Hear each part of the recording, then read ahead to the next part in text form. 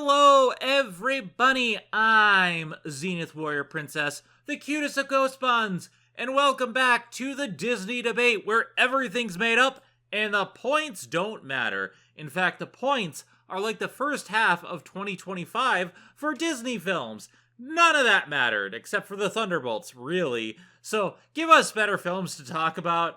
Joining us once again for part 2 of this major Disney debate is Doug McBarry, also portrayed by Colin Mockery. How's it going, Doug? Well, it all started with a badly timed bald joke. I'm doing okay. How are you? I'm doing good, and you are still bald, good sir. You'll never escape the baldness because it simply isn't done. And somehow surreptitiously replacing Ryan Stiles with Greg Proops, we have Kat McBarry. How's it going, Kat? I'm Spartacus. I'm Greg Proops. I'm doing fantastic. Yeah, I'm doing pretty good. I'm excited to tackle the second half of this list. The first half, admittedly, was kind of for the most part. But this next half should be fun because there's actually some good stuff on here, albeit very complicated stuff. But I'm eager to jump into it. For those of you who didn't listen to the last episode of the Disney debate, where we talked about 5 of the last year's films, 2025 in Disney was not very good. We were just going through our ranking and list of the films in 2025, and some of them were okay, but there was a lot of crap. As Doug so eloquently puts it, it was crap. It's all crap. Except for the Thunderbolts. Do it like a Broadway musical, and action! Well, you see, we liked the Thunderbolts, but everything else... No. Just do it like a YouTube reviewer, and go! So, you see, we liked some of the films, but aside from Thunderbolts, none of them really hit the mark of greatness. And that's the biggest problem that I had with 2025. It felt like a lot of these were, like, half-finished, rushed films. Some of them were half good and half bad, and the parts that were good and bad interchanged.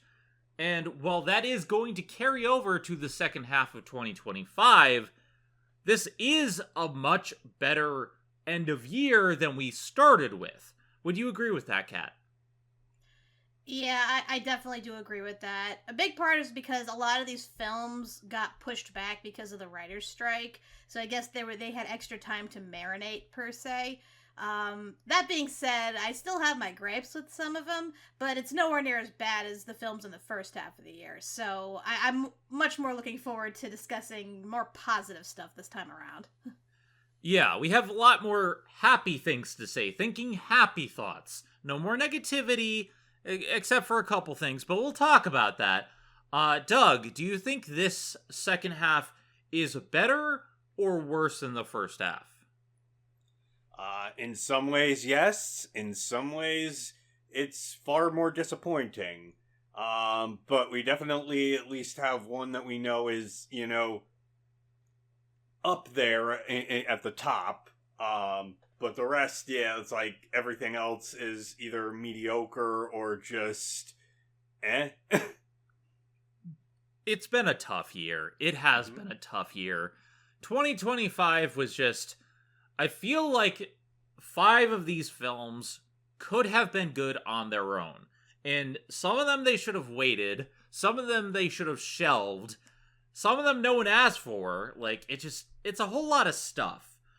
With that being said, let us go into the 6th movie released in 2025 for Disney, Elio. I have Elio at number 6. I have not number 6. I had number 5. I had it at number 5. I got the number 5 mixed up with the number 6. It happens. I had it at number 6 myself. So you had number 6. I had 5. Kat had 5. Elio is an interesting one because unlike Snow White, where the trailers were actually really good, I didn't know what to think of this movie from the teasers, and I don't think they marketed this film well either. It's like, okay, it's a space adventure with aliens. I want to see that part, but what's it about? It doesn't tell us. The marketing made me want to see it, but I didn't know why. And I think that's the first thing that really, like, this is very much a middle-of-the-road film. It's not great, but it's not bad, but it is also very by the numbers. And I think the biggest problem is that we've seen this type of Disney film before. We've seen this standard of film. Now, there is differences. I like that Elio is about a kid who's neurodivergent. It's a kid who is very different from the norm, and it's a family struggling with, like, okay, how do we deal with the death of his parents? How do we, deal with the fact that he's hard to understand? And that really resonated with Eliza and myself. At the same time, there's not a lot of substance to it, because it starts off like, he feels like an outcast, he wants to go to outer space, he's obsessed with space, because it's the only thing that really, like, he's hyper-focusing on space, and that's something that I could understand. But then it turns into a by-the-numbers, liar-revealed plot, where he actually gets picked up by aliens, and they think he's their leader of Earth, and he lies, and stuff like that. Like, a lot of Disney films kind of follow that formula, and it's been done to death by this point. I don't think this is a bad use of it, but it's something that I could do without by this point, where I feel like a lot of the times we just exhaust this plot point to create tension. There are things I liked about it, but Doug, what do you think about this whole premise and liar revealed plot? So to start off with, kind of to bounce off what you were saying earlier about the marketing, it's like, yeah, the marketing really was doing it no favors. Like, a lot of those previous entries where, the marketing did the finished product dirty. The finished product kind of, in this case, like usually in the cases where they kind of fail on the marketing, it's usually there's some sort of political issue that they're trying to bury the movie. But it feels like in this one, they just plain didn't really have faith in the product. And yeah, they're kind of right. And it's especially depressing given, there were all these people complaining about, Pixar not releasing an original product and just doing all, sequels and stuff. And then, when this one came out and nobody saw it, Disney's like, oh, well, I guess you really didn't actually want new stuff. You still want the same stuff. So it's, yeah, pretty, but yeah, I think there's good ideas in this film. It's just that, like you said, very by the numbers.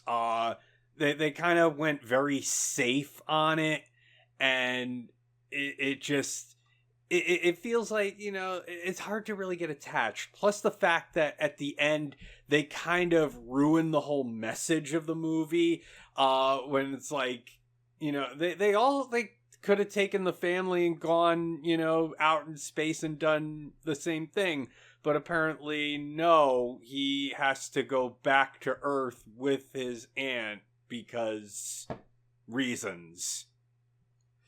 Yeah, like there's some things I really do like. I like his aunt. She's a very strong character. She immediately finds out that he's been replaced. And there's a lot of really touching stuff with them, bonding together. I like Glorden. Glorden is amazing. There's some really good stuff there, and I like some of the alien characters. The ideas and the races are cool, but they don't really do enough with them. A lot of times it's just a standard, oh, well, you're a kid and you're not ready for this.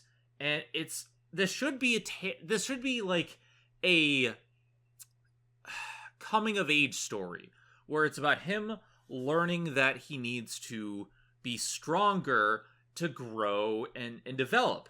And as someone who is neurodivergent myself, I got behind the protagonist. But there's a lot of times where he just does not learn and does not grow. And with all these, like, the liar revealed plot, then they also have a liar revealed plot inside the liar revealed plot because they have to lie to Glorden's dad. And it's just like, Glorden and Glorden's dad's relationship is probably the best part of the movie for me. But when you have all of this stuff that it feels like I've seen it all before, done better, I could have done with a better movie. It's better than Strange World, but it's very middle of the road. Kat? Yeah, this was extremely middle of the road for me. Like, that's why I put it smack dab in the middle, because like Doug said, it's not bad, but it's not good. And considering this is a Pixar film, you kind of raise your standards a bit in terms of the quality you expect. And in the case of Elio, it's weird. It's probably one of the only original stories, like, on our list. But it's also simultaneously an unoriginal story. Because when you look at it, and I only say this after having watched Lilo and Stitch, this story is basically Lilo and Stitch if Lilo went out into space. Like, they hits a lot of the same points, It's about a character that lost their parents. It's about a character that, feels lonely and isolated, and they want a friend. They make an alien friend, and then they go on these weird adventures, and nobody understands them. It's really similar, and the big problem, unfortunately, is executive interference. From what I heard, this story was supposed to be different. The co-director, Adrian Molina, had based this on, like, his own autobiography, where he talks about, how he overcame loneliness as a child. But the Disney decided they wanted a story that had more universal appeal, as opposed to just a personal story.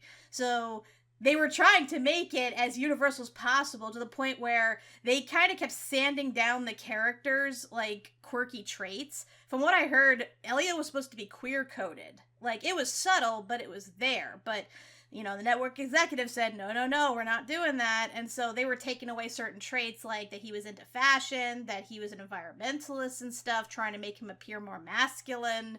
And you can kind of tell that, a good chunk of like appeal that was supposed to be there is missing. It's like, yeah, Elio is quirky. He is like a weird kid that is also lonely and stuff. But you can tell there's supposed to be more there that just isn't.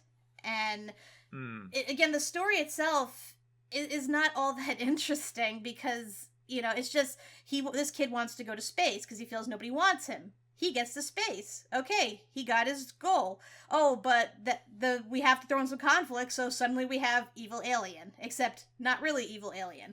So, yeah, it's like, it's obvious that this had gone through quite a few rewrites. From what I heard, it had been shelved on and off throughout the years, and like I said, a lot of interference from the higher-ups caused a good chunk of what was supposed to be its appeal to just be removed. So, if anything, I find this film to be a bit tragic in that sense, in that it had the potential to be better, to be interesting, but it just isn't. It's just your standard, safe, kid-friendly film. And that's a shame. Yeah. It's a shame that it is so okay, because there are parts that I really do like. But also, I just want to say, I don't like that they made a conspiracy theory character be right throughout the movie. The guy who's always like, oh my god, there's aliens in the skies, and he's the one that helps them in the end. It's just like, there's some frustrating bits to this film. However, my favorite moment is when they go into space, and the bully, who was part of the radio club, helps them out, and they have all these other people help them out avoid asteroids, and it's a really great coming together moment. But it is also followed by the liar revealed of both characters, of both Glorden and Elio, and it's just like, Uh, I don't like the message that, oh, I'm too young. Like, he should have a seat on the council waiting for him, or like they should have relations. It feels like there's a good concept buried underneath all this executive interference, and I wanted to like a large part of it, especially because the doppelganger tech, and when they do like the alien homages and like the horror movie stuff, that's great, but it's a small part of the film. Doug? Yes, I agree with that. And like I was saying before, it does feel like there's good ideas, but then, like I said, we play it too safe. We do, the same old plot stuff we've seen a million times. And then, anything that we do enjoy gets undercut by, any of the plot holes or flaws of the movie, and they are just glaring, you just have a hard time, suspending your disbelief after that. Kat, what are your final thoughts before we move on? Like I said, it's a lot of wasted potential here. I'm not saying it would have been like the best Pixar films ever, like not by a long shot. It's definitely not among the worst, I'll say that much. But again, there's just so much missed potential there, and it just feels like, this. I kind of couldn't help but think back to Wizard of Oz, because you know how at the end when Dorothy is given the option, she can either stay in Oz or she can go back home, and she chooses to go back home. And it's like, as a kid, you understand, because you want to go back to what's familiar and where your parents are and everything. But as an adult, you're like, no, why would she go back? She's a hero here. She could have a status as, like, the new Queen of Oz. She has all these friends. She's not in, like, dull-ass Kansas anymore. So why doesn't she stay? And it's kind of the same here, too, that, why doesn't Elio just stay out in space and be the ambassador? Why doesn't his aunt stay with him? She clearly wanted to go into space. That's why she joined the space program. It's just, I get what they're trying to say is that, oh, you got, like, home is where the heart is, and you should try to connect with people before you branch out to other places or whatever. It's really muddled. And again, I just feel like it's just so much wasted potential. It's just a shame. And again, it's like not unwatchable. Like, I enjoyed watching it, and I thought Glorden was cute as all hell. And it was interesting to watch, Elio, like, basically bullshit his way out of an intergalactic conflict. So there are stuff that is, watchable about it. It will keep your child entertained. It's just, in terms of a Pixar film, it's just not up to snuff. Yeah, it's very middle of the road. It has its high moments, but it needed more time. It needed to breathe. It needed to be let free from the shackles. And I do not like the message at the end when it's clearly could have been solved by them going into space, because they had everything they need, and him staying out in space as ambassador, like, it does not make sense to me. All right. Moving on, we have something I really enjoyed. Fantastic Four First Steps. I have this at number 1. I have it at number 3. I have it at number 4. Number 4. This was an interesting one for me because I saw this as a double feature with Superman, and the new Superman is amazing, but like it really depends on what you want out of a film. I think Fantastic Four First Steps is more consistent of a superhero revitalization, and granted, it's not hard to be better than the other Fantastic Four films. But in gearing up for this, I watched all the Fantastic Four films that, from the early ones with, Rise of the Silver Surfer and the one before that, where it kind of got the characters and I liked some of it, but they really messed up in other places. And then there was Fant4stic, which is just abysmal. Yeah. It is it is one of the worst movie-going experiences ever. It's dull, it's lifeless, it's heartless. So, I think the Fantastic Four 2005 film gets a lot of unneeded flack. I don't like what they did with Doctor Doom. Julian McMahon was awful in the role, and they did not get Doom at all. But Chris Evans, amazing Johnny Storm. I really like Michael Chiklis as Ben Grimm. And that read is really good. Everything else, like Jessica Alba, there's a lot of problems there. But it gets a lot of the superhero origins, it gets a lot of things right. It's not perfect, and I'm not going to reevaluate Rise of the Silver Surfer, because that's no. That is a giant ball of shit. But that original Fantastic Four movie is really good, and it has a lot of these points that really hit the mark. But it's written by 3 different writers, and you can tell which writer wrote which part, because it goes from really good origin story stuff to let's have Jessica Alba naked, And you can tell that there was conflict there. Again, not a high bar to clear, but I think this is better. Before I get into my thoughts, Doug, what is your ranking of the previous Fantastic Four films?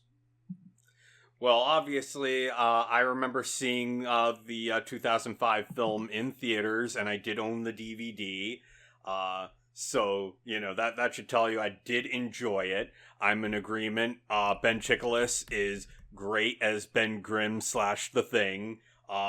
And honestly, like, going back and looking at, some stuff that came out over the summer, talking about all the Fantastic Four previous media, it's like everybody was very in agreement that he was probably the best thing. I saw, I rented Rise of the Silver Surfer way back when. I barely remember it. It wasn't very good. I did not see Fanforstic, but I've heard it's terrible, and I remember seeing, like, the previews for it just looked so blah. So, yeah. I can't believe Michael B. Jordan survived that. But he did. Thank God. Mm-hmm. He was one of the Marvel redemptions. Yep. And your ranking, Kat? Like Doug, I too watched the movie in theater, and I thought it was pretty good. And I even watched it with my dad, who also loved it, because he himself is a huge Fantastic Four fan. Like, he got the original comics back when he was a kid. He probably still has them, or at least, him and my uncle have a mutual collection. So he was a really big fan, and he loved how they did The Thing, because The Thing's his favorite superhero. And I appreciated it as well. I had a good time. Granted, there were issues, obviously, but, at the time, it was the best Fantastic Four film we got. And I don't think I need to mention, Rise of the Silver Surfer. We all know what shit that was. And I did not see Fanforstic because I knew from the get-go it was going to be crap, and I just did not want to subject myself to that. So, good on you, Zen, for suffering on behalf of the two of us for that. I made an entire letterboxed run-through of those films. Yeah, you don't have to watch it, just read what I wrote. Yeah, needless to say, like, my standards are kind of high for this film, because, again, like, we have, like, so little good to compare it to, and given this is, like, Disney Marvel money here, we're like, well, they better get this shit right. So, and I brought my dad with me with his high standards. So, yeah, if I'm comparing it to, like, the previous, like, it's no contest. It's definitely the best out of all the Fantastic Four stuff. I guess you guys would probably agree with that, right? Yeah, this is the best Fantastic Four film we've ever had. Could definitely use some improvements, but for what we got, it's enjoyable. Yeah, I haven't seen, was it the Roger Corman version or whatever, like the early one that people say is actually good, but I haven't seen that, so I can't comment on it. But if you're watching Fantastic Four and you're a fan of any of the comics or any of the series, this is for you. Now comparing it to Superman, the thing is, I think Superman had higher highs for 2025, but Fantastic Four First Steps is consistent. It's consistent in quality, and I think it's the film that we needed at the time. Superman 2025 is about an immigrant coming in to save the day, and it deals with a lot of the stuff of the day. With Fantastic Four First Steps is about how a community can come together. And it's like, it's a message that we definitely need, where we're surrounded by all this negativity, and it's all about how one family can change the world. This isn't an origin story, which I like. I like that it's on origin. We get a montage of what happened, and it's very much set in like this 60s, 70s style, to kind of echo the early era of Fantastic Four, and I like that. The thing that kind of got me about the trailers, though, initially, I thought Ben Grimm was too thin. And I wasn't sure about Johnny and his haircut. The other two I thought were really good. But, like, those two I was, like, iffy about. The cast really grew on me, but I feel like this might be a sticking point for some people because Chiklis did such a good job as the Thing. It's very hard to top. I'll say this. Pedro Pascal as Reed Richards, my favorite Reed so far. He's a Reed that is always calculating, and he kind of strikes a chord between the stupid, cold, calculating Illuminati Reed of modern comics and the down-to-earth Reed of the original comics. He's kind of a blend, and it shows like, he's like, I don't want to be this way. I don't want to always be just calculating the outcomes and all this stuff, but I have to because this is how I am. And he has a heart. And it's just like, I think Pedro Pascal really brings across that character. Would you agree with that, Doug? Oh yeah, definitely. Yeah, Pedro Pascal definitely has a nice warmth to him. It's like, yeah, he's playing kind of the somewhat disconnected character that we saw in like the 2005 movie, but I feel like he's not as oblivious. He is pretty present for the most part. He's a genius, but he doesn't like get fixated on, talking in all the, science mumbo jumbo. It's like, no, he actually talks like a human being. Obviously, there are some times where he does, he is a little off guard and says the wrong thing. Like, probably, shouldn't have mentioned that Galactus it will spare everybody if they give him his kid. That I think they could have done something different with. But I don't think that's Pedro Pascal's problem. It's more the writing. But yeah, in general, I definitely appreciate Pedro Pascal's Mr. Fantastic. And Kat? My opinion on the cast is really mixed, if I'm being honest. Like, again, I didn't think anybody's performance was terrible. It's more like, I guess, again, the only real ones I compare them to is the 2005 version. It's like, I want to like Pedro Pascal as Reed Richards. And in a way, he is like Reed Richards, in that he's super smart to the point of annoying. And he does stupid shit that, like, despite his best efforts. But Reed Richards is also kind of a jerk. And it's hard to really portray Pedro Pascal as a jerk. Like, at least, like, an intentional jerk.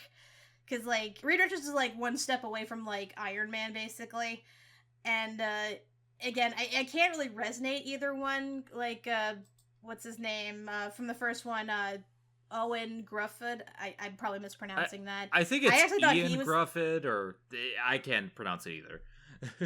But, I felt like he was more Reed Richards than Pedro was. Again, that's just my disconnect, because it's hard to see Pedro Pascal as that character and not just as himself playing this character. That's just how I feel. But I think he did a good job otherwise. I would have liked to have seen him fight more being Mr. Fantastic, because I felt like he only got like 5 minutes of stretchy time and that was it. And, yeah. Yeah, and then for Sue Storm, I definitely thought Vanessa Kirby was a good choice.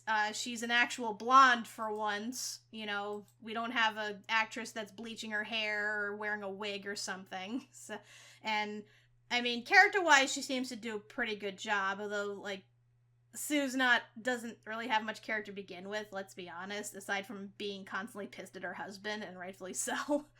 I thought that Joseph Quinn did a great job as Johnny Storm. I mean, he can't compare really to Chris Evans, in my opinion, because again, he did that role so well as like the pompous jackass. But I think as like an alternate Johnny Storm, who is more smart as opposed to being like, you know, a sexual deviant, like he does a good enough job. I feel so bad for like how much they mutilated his looks just to get him to look like Johnny Storm, though, because if you look at the picture of how he really looks compared to how he is in the movie, it's like he's like a bizarro version of himself. And I think the one that disappointed me the most was The Thing. Again, I have nothing against Ebon Moss-Bachrach, I think is how you pronounce the last name. He did a good enough job. It's just Michael Chiklis did such a fantastic job as the Thing. I could see him as the Thing. I could hear him as the Thing. With this guy, like as soon as I heard the trailer and I heard the Thing speak, I'm like, that's not the Thing. That just sounds like a guy. Like he's not even doing like a Thing voice. It didn't resonate with me. And again, they don't really put much emphasis because I guess they didn't want to go down the whole emo, depressing like arc that they did with the 2005 version, which is fine. Again, you don't want to do too much of that, especially when you have like a world-eating creature on the horizon and more important things to worry about. But I don't know, I just never really connected with him as Thing, especially since he was trying so hard not to say his signature catchphrase, which is what he's kind of known for. I mean, by that matter, I don't think the Human Torch even said his signature catchphrase either. I don't think he said "Flame on" once in the entire film. I think maybe like a toy version of him did, but not him himself. So, like I said, I wanted to like this cast, and I do to a degree, but I just don't connect with them as much to the characters as I did in the 2005 version.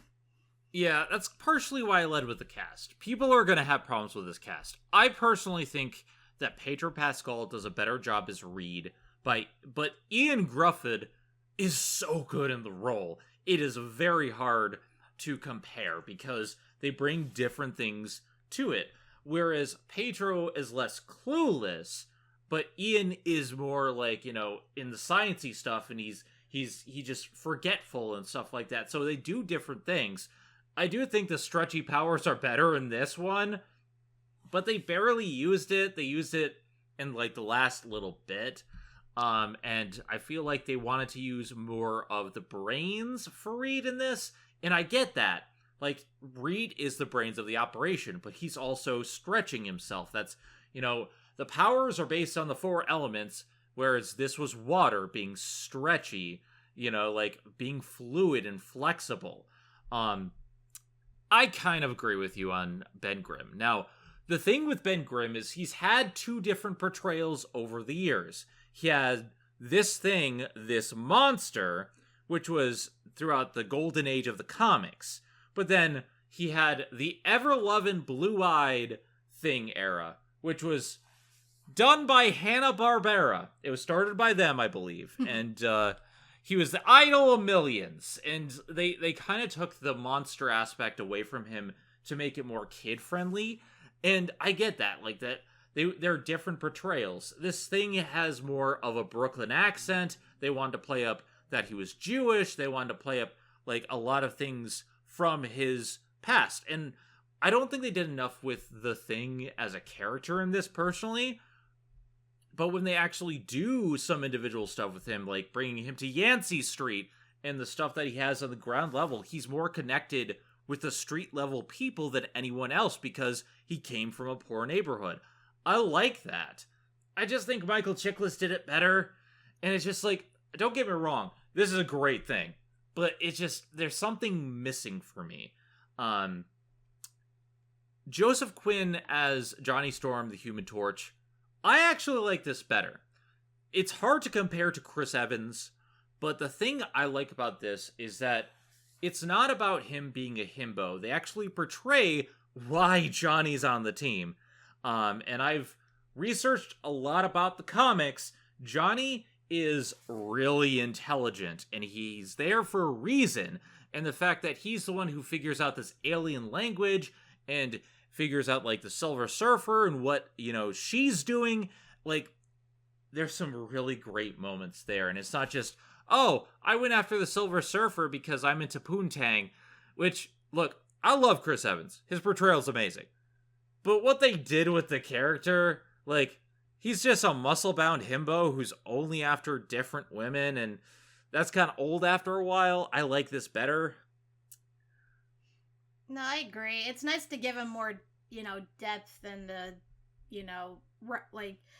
show that he actually is justified in being on the team other than being a pilot. So I do like that they added that for him. Yeah.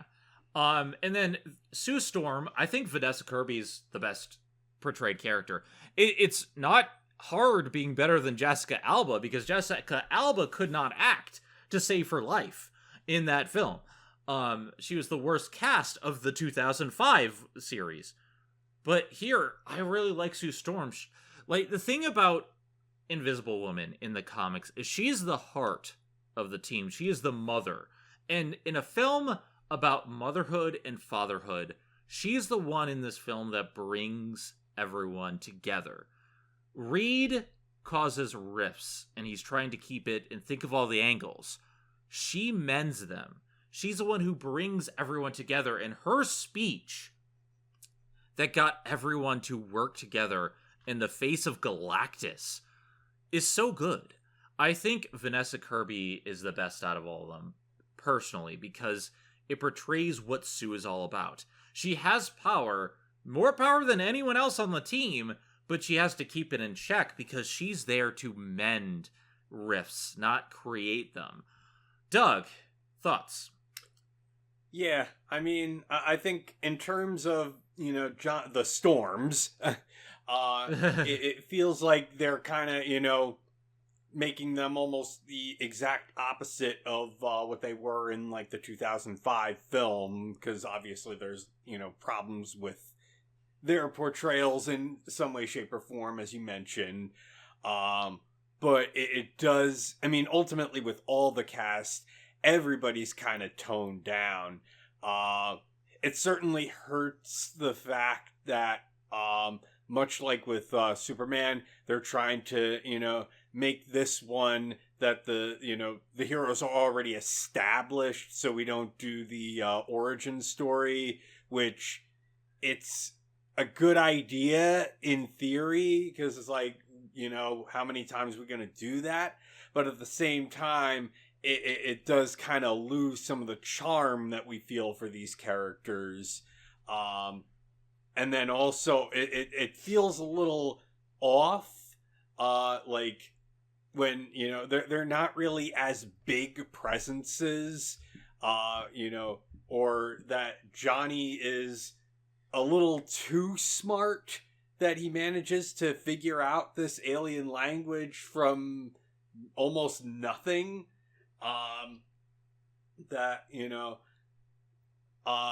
I'd say definitely, Sue Storm is definitely a little better in this, obviously not being the eye candy, and actually being more of a well-rounded mother, character.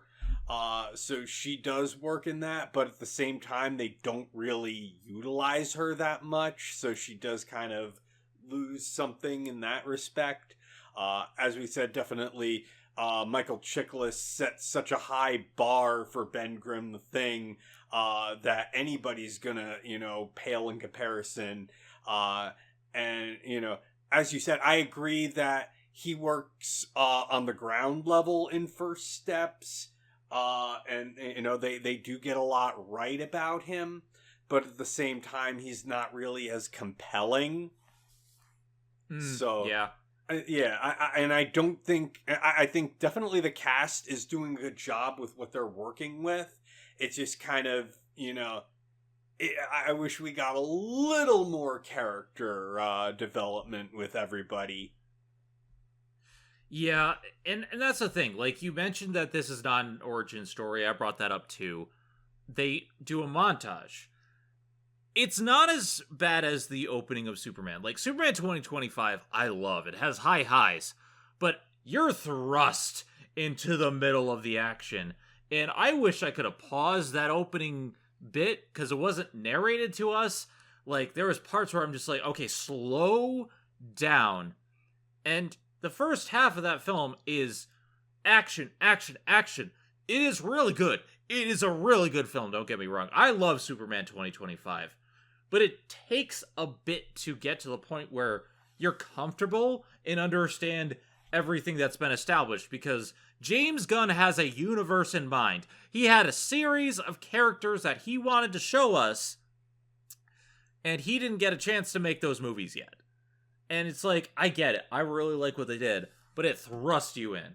Here, with Fantastic Four, they give you a montage set to a narration where they actually give us, like, all this origin stuff, like what the Fantastic Four were, how they were created, what they were before, all the stuff that they'd done before, the villains they faced. I want to bring this up because I've been waiting to make this goddamn joke for ages. Finally, I am gay for Mole Man. Someone is gay for Mole Man. Because Mole Man is in this film and he wasn't advertised, and I love it. I love that they actually have the first villain that the Fantastic Four faced. Everyone told me they're never going to be Mole Man in this series. Never. Mole Man is here and I am gay for him. Mole Man? I thought he was Stingray. Yeah, I always think of him as Stingray from Cobra Kai, so, like, even when he's Mole Man, I'm like, hey, it's Stingray! So I thought he did a good job, though. It was nice seeing him again. Like, yeah. I think he did a good job, like, because just seeing him show up like he owned the place, and then he's just like, okay, I guess I'll be your savior. I'm like, cool. I like that it was Sue he's the only person cordial with. And, like, that really shows the differences in their relationships.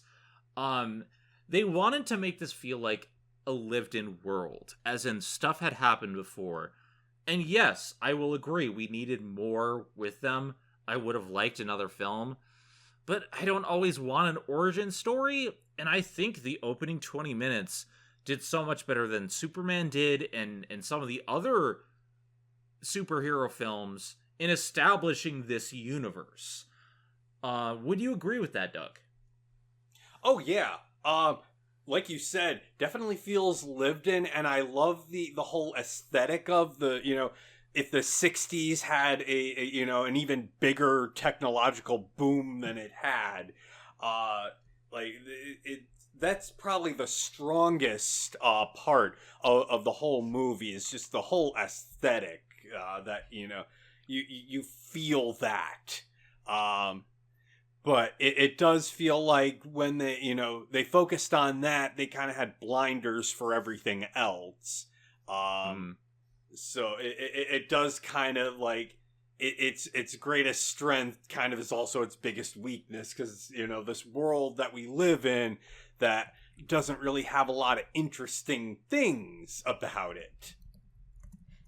Can I just interject real quick? I just have to mention this because in terms of what you said about the aesthetic of the world being 60s and everything. So, as I mentioned, I brought my dad to see this because, again, he's a Fantastic Four fan. And it's clear from the trailers and what they mentioned that it took place in the 60s. So it's like retro Fantastic Four.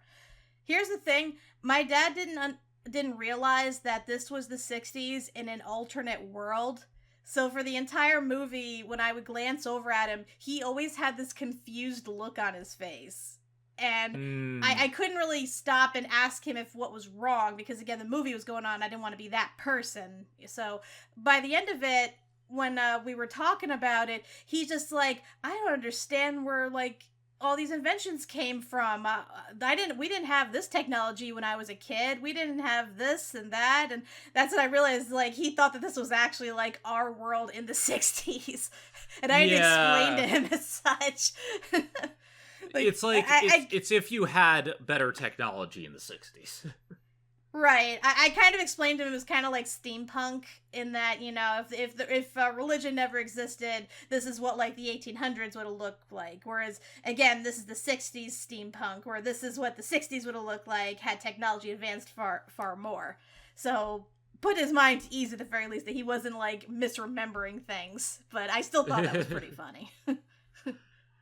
So I love the aesthetic. I think the aesthetic is great. I like the origin story being a montage. What I was iffy about at first, I think it worked, but it was a bold choice. They redid The Rise of the Silver Surfer because this movie's villain is the Silver Surfer and Galactus. Now, I'll say right now, a million times better portrayal of Galactus in the Silver Surfer than the last film. Million times better. Like, it's not a giant fart cloud. It doesn't get destroyed by nothing. Like, it doesn't make no sense. We have a giant guy with a W on his forehead, and it's amazing. I love it. And like, there's actual truth to the comics. I like that they changed the Silver Surfer, instead of being the original character, to being his wife, Shala Bal. That another alternate universe take on it. And I think it adds more to the character, where, you know, she sacrificed everything for her husband, and you can see more about the portrayal of family. I like this. I like that, you know, Galactus has sent a message that he's going to devour the world. They go seek out Galactus, and they sense power in their child, and he's like, This child could satisfy my hunger. I want to take the child. I'll give you a choice. And it's all about whether or not we should fight this planet-devouring, genocidal character, this monster, or give up one child. It's a moral dilemma story. There's a lot of pathos in stuff that I like about it. But I think what some people may not like about it, and what does hold this film a little bit back, there's not a lot of fighting in this film. And, you know, comic book movies don't need to always have fighting. This is a very cerebral film. But there's only fighting near the very end, and it's a lot of thought process. So if you're going in expecting the Fantastic Four in the classic age, where they fight their characters, you're not getting that. Doug, what are your thoughts on that? Yeah, it's like, I agree that there probably should have been more, a little more focus on the fighting and, you know, their power set. But that honestly was not something that took me out of the film. And I think the action probably was, you know, what we got was good enough.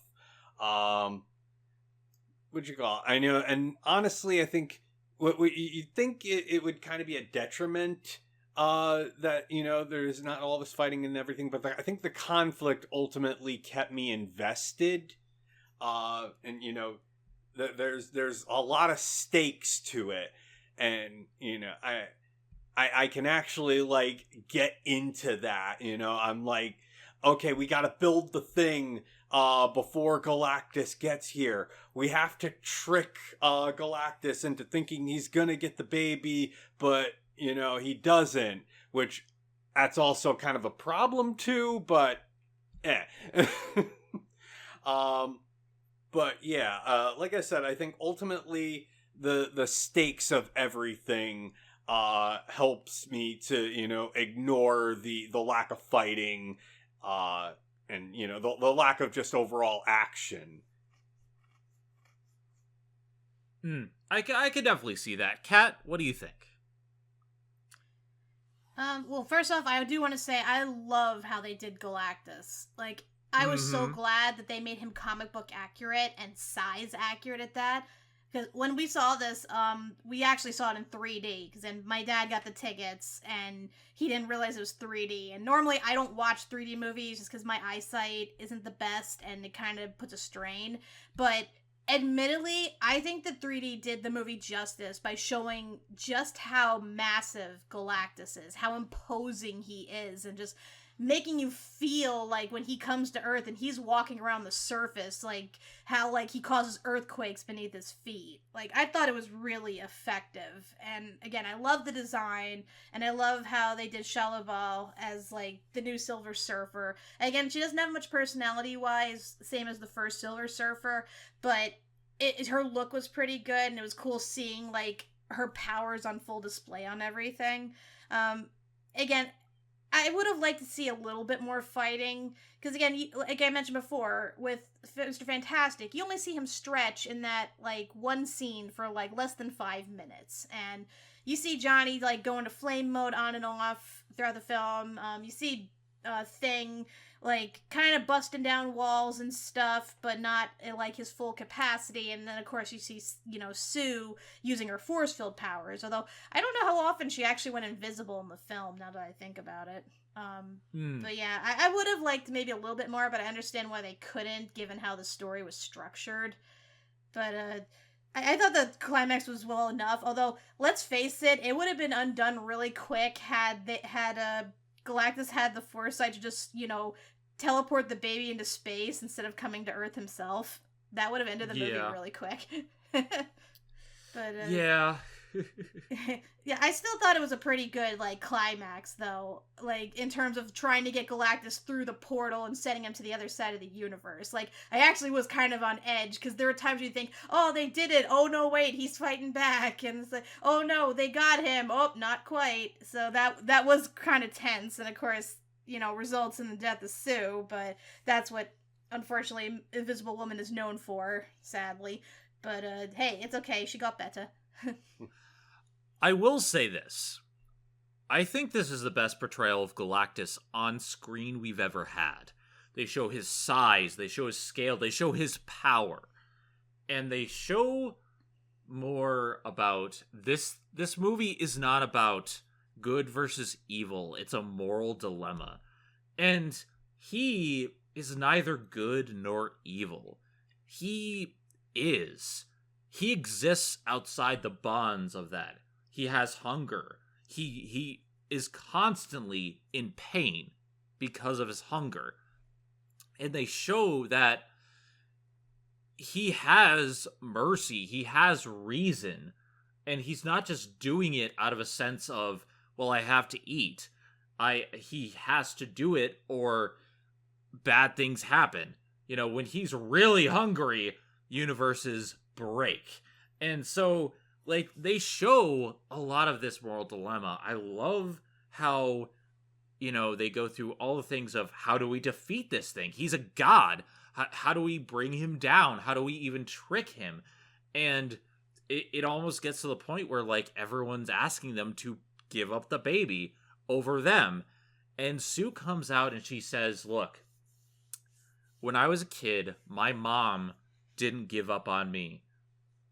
She was all, you know, I had in the world, and we stuck together because we're a community. Everyone came together, and we can do it again. It's like, you're going to ask me to give up my baby, my newborn child, when I've done all this for you? And it's such a great, powerful statement of, yes, it is simple and easy to do something that you think might be morally right. But at the end of the day, people together can come together and be better and be a better symbol of humanity. That's what this film is really about. And that's part of why I put it at number 1. I think Thunderbolts is fantastic and has like better moments in certain things. But the message of one community, one family can bring the world together hit me so hard.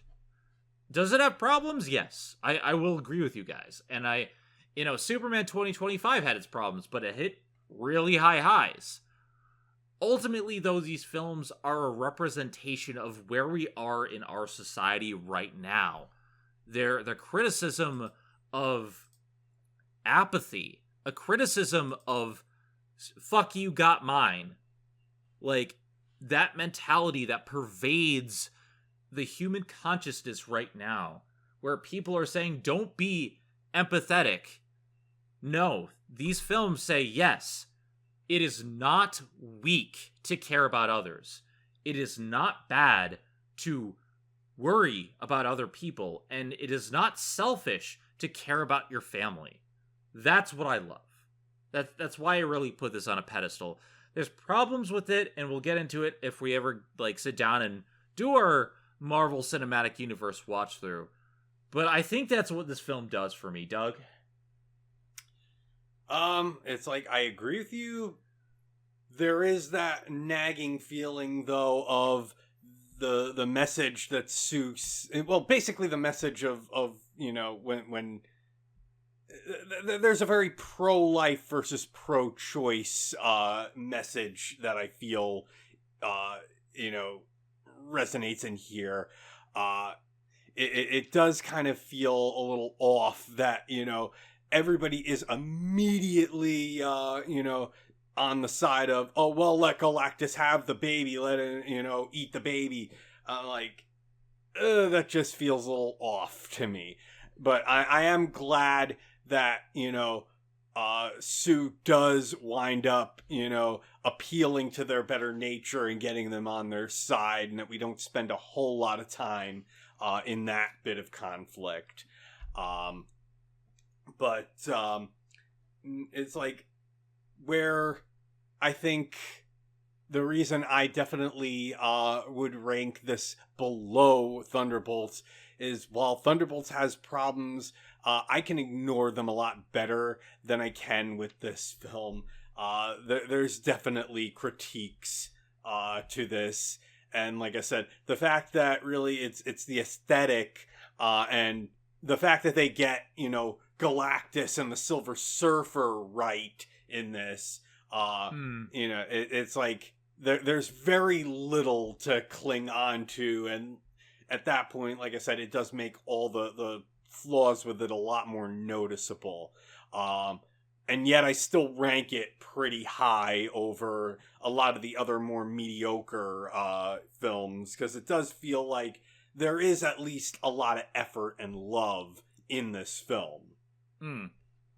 Yeah, I can see how it could be viewed as a pro-life versus pro-choice. Unfortunately, it's hard to say if it's actually trying to say that. That's something you can read into the film. So I can see that point, and it's just when it comes to this, I think the presentation helps it out. But Kat, what are your final thoughts?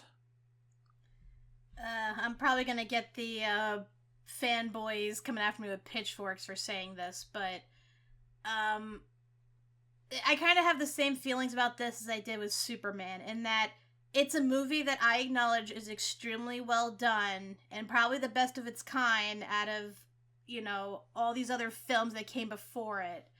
But I did not enjoy it on a personal level as much as I did the older films. And I hate that I say that, but there are a couple reasons for that.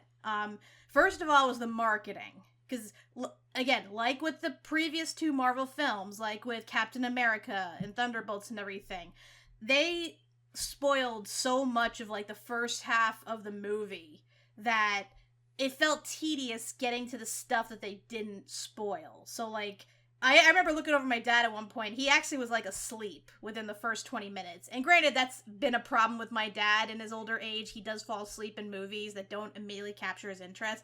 But even I was kind of tuning out in the beginning.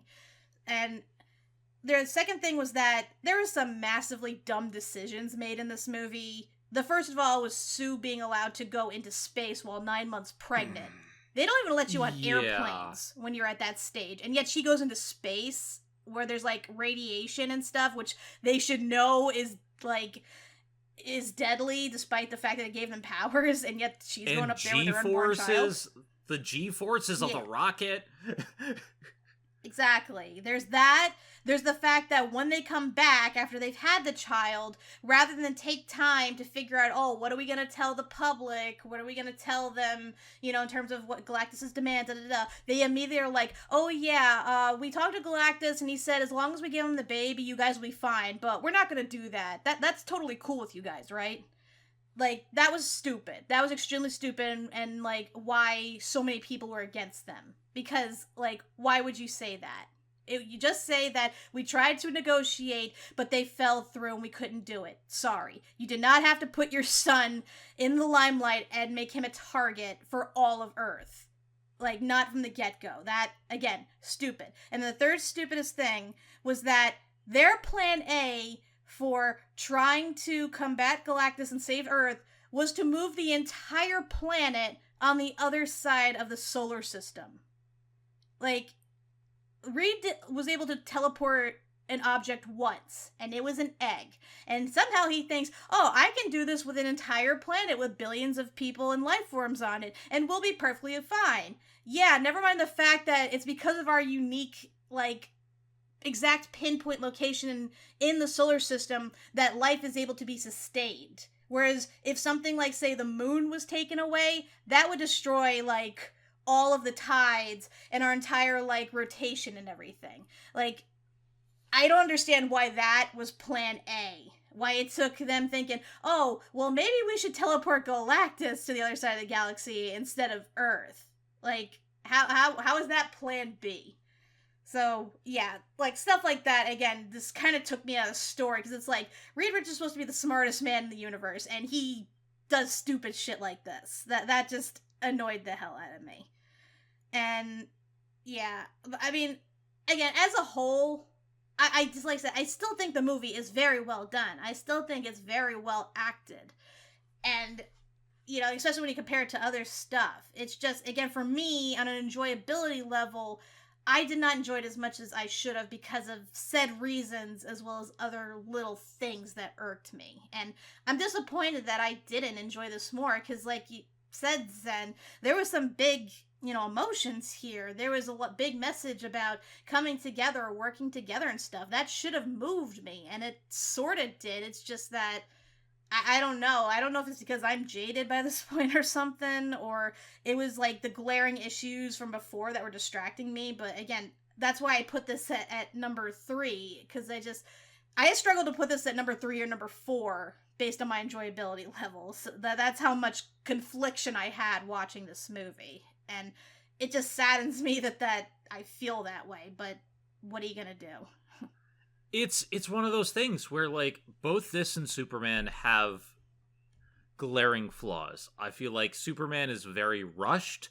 It takes a while to get to the point where I felt like it slowed down and actually gave us some introduction to these characters, but it has such high highs that I love it. Whereas this is more consistent, great at introducing the characters, but it has some low lows. Also, can I ask a question real quick? Because every review I've seen in this movie, they never point this out, and it irks me that they don't, and I want to know the answer to this. How can the Thing grow a beard? He can't. Why does he have a beard? There's some things that yeah. Mm. It's like, by the end of the movie, he somehow has grown a beard because they had to shut off electricity, so he couldn't sand down his stubble, and just has a full-on rock beard. And that raises so many questions for me. I'm like, how are you able to grow hair in the form of rocks on your face, but not your head? And why do you maintain it throughout the movie? Like, I agree, it makes you look different than past things, but why is this a thing for Thing? I'm sorry, that bothers me. So, okay, here's the thing. Ha ha. Like, I agree. I feel like part of the problem is that they're not using practical effects. They're using CGI. He had worked with Mark Ruffalo to help out, getting used to it, the motion capture and stuff like that. It's fine. It looks good. But it doesn't have the practicality of Michael Chiklis, and that's a big thing. And some of the choices... Now, granted, it is better than the horror movie that was Fantastic and what they did to some of these characters in body horror. But like, I feel like they could have done more with the thing in that regard, and I think that's part of it. Is they use CGI, it's not practical effects, and that does hurt it a bit. So I will say, Superman 2025, Fantastic Four First Steps, both fantastic films. It's just that I feel like, with the benefit of hindsight, as Thanos once said, they're not as good as they were on first viewing. Granted, I had problems with Superman on first viewing, but because of the way they did things, it managed to make it work. I did have problems with the presentation of Superman, though, because there was a point that I can't really get into because it's a spoiler, but they revealed the face of a character finally under a mask, and I thought it was a different character because they didn't do a good job of introducing him. It just, like, I feel like these are both great movies, but they needed a bit more cohesion for both of them. A little bit more highs from the Superman movie and Fantastic Four, a little bit more of the down-to-earthness of Fantastic Four and the Superman, but still they are some of the best representations of the genre that we've gotten from both of these, so I can't say they're bad. And for me, why I have this at number 1 over Thunderbolts is just that message of community. Thunderbolts hit my, depression center of my brain, where it was just like, they're speaking directly to me. But Fantastic Four, like, really hit my heart. Any other thoughts before I move on? Yeah, I want to say, definitely, I think we've hit that point where a DC film actually did better than a MCU film. And yeah, it's like, I agree. Superman was definitely the winner of the DC versus MCU battle this year. Definitely, I think in this case more after Zack Snyder basically dragged Superman through the mud. This actually felt like Superman. But at the same time, it's like, with the MCU Fantastic Four, it's like, I didn't hate it. I honestly, I could say that about both films, is that, I have my issues with them, but I didn't hate them. I actually had, a good time in some way, shape, or form watching these films. I didn't want to exit the theater at any time. Kat?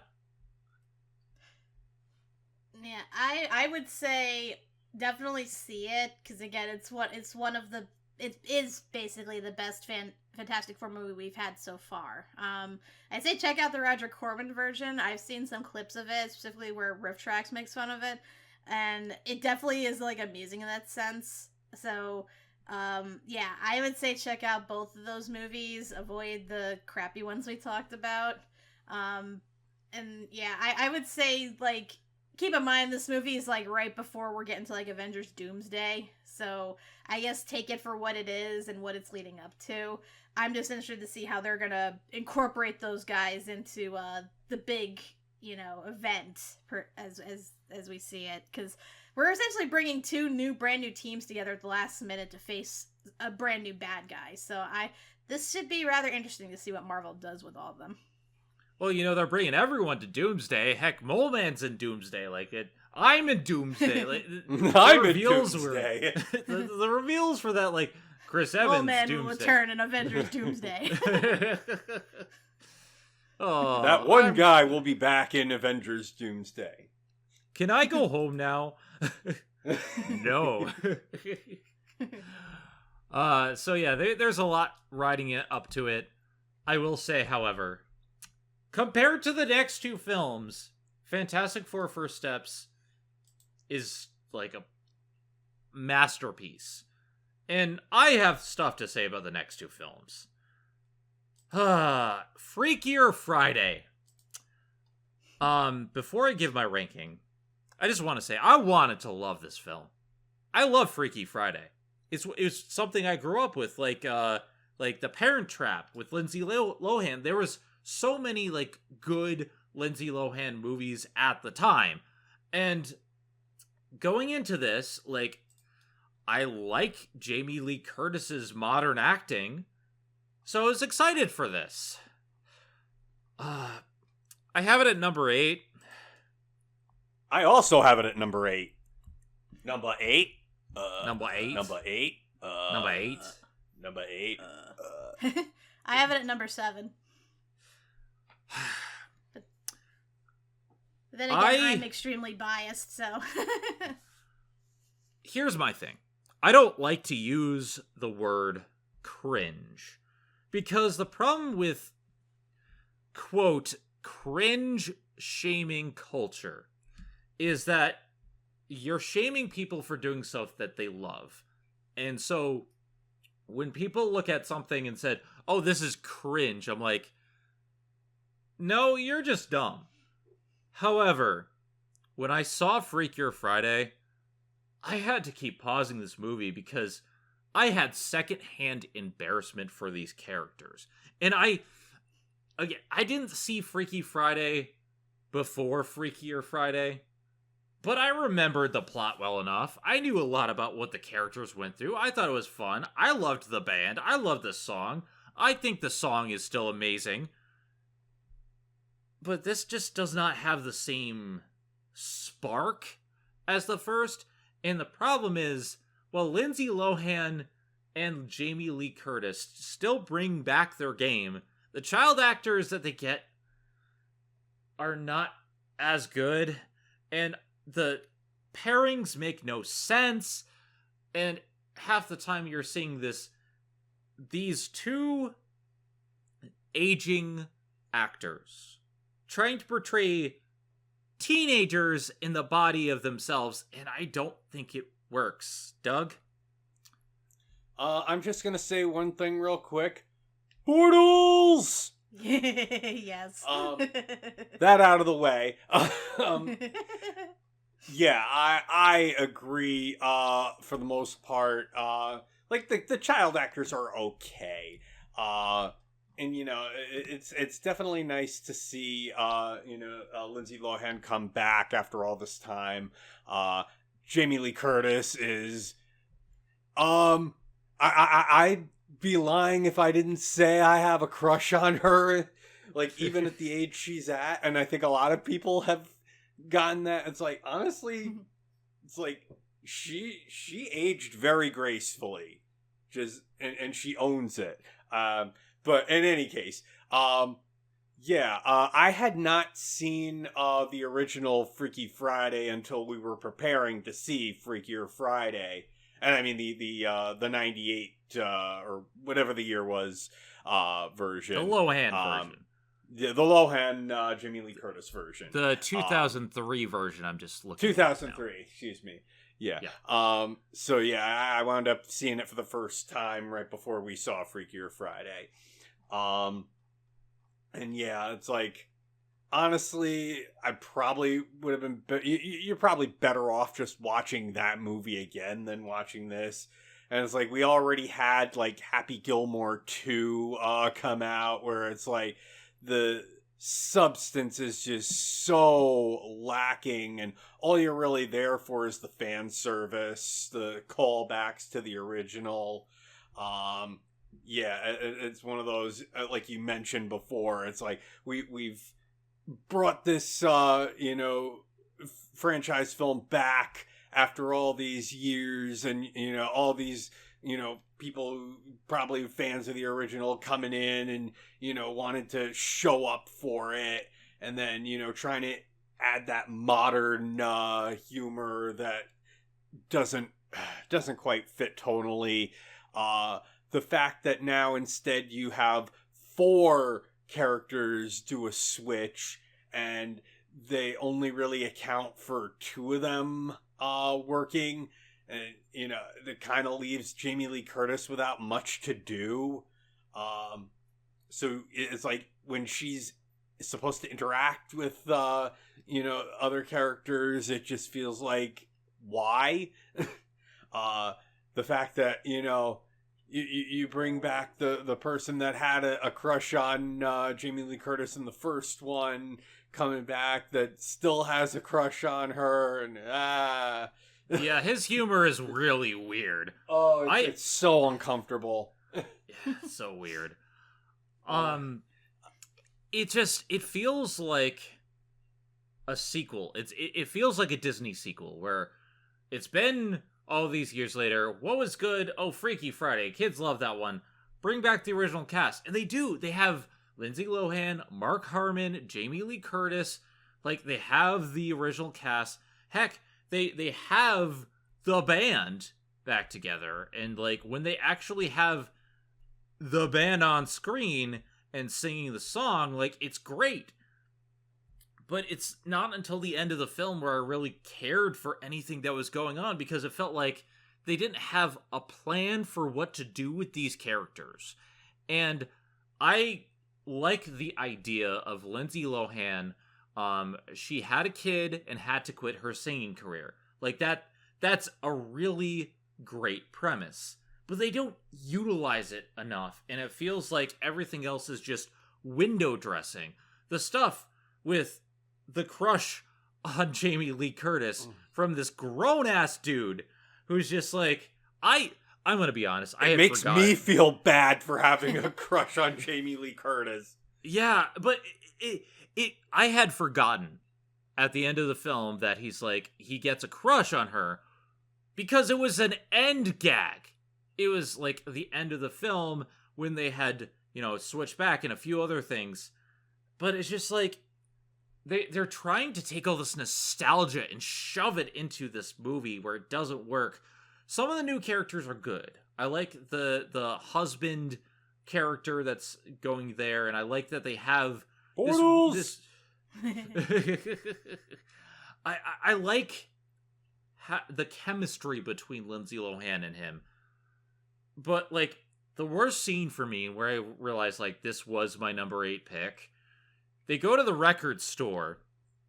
They have this whole scene of Lindsay Lohan trying to be body swapped as this kid, trying to flirt with the person who has a crush on Jamie Lee Curtis, and it's like this 3-way love triangle.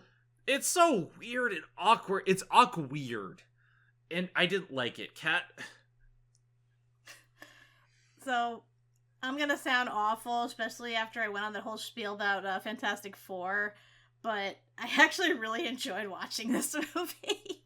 Oh, God. And that's the thing, like, I think that's because it's catered to people like me, because I really loved the original Freaky Friday. Like, the song in it is still one of my favorite songs, and, like, again, I get it. This film is the absolute definition of nostalgia bait. Like, because they brought back so many people from the original, even people who were only there for, like, 5 seconds.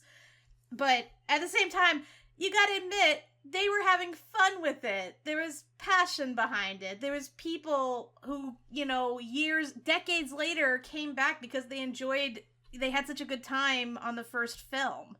And it's, like, hard not to... it's hard to ignore that enthusiasm. Now, I do agree, definitely, there are cringe things about it. And a lot of it is in part because, again, they're adding these 2 new characters to the mix who don't really have that strong of personalities. And they're trying to, like, pretend to be older people who are in these established relationships. And it is more than a little awkward. Definitely.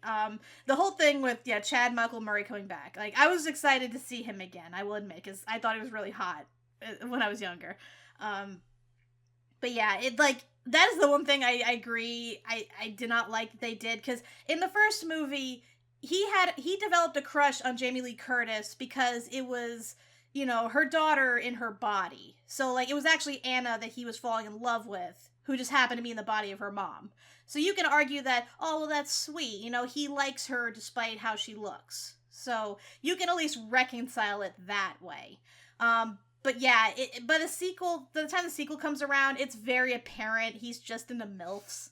Because first of all, they don't stay together. Like, they break up, but they remain friends. And they don't specify why they broke up, although it becomes very apparent why, because he still harbors a deep, deep attraction to her mom, even when she's, like, still clearly married.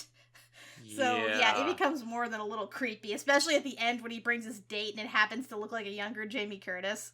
It just... Like, so, yikes. I agree. I could definitely see why you both don't like this film. Like, 'cause I get that is like, I like it because it is definitely a film for someone like me. And I was singing along and I was having a good time and stuff. And I almost put this movie higher because of what a good time I was having.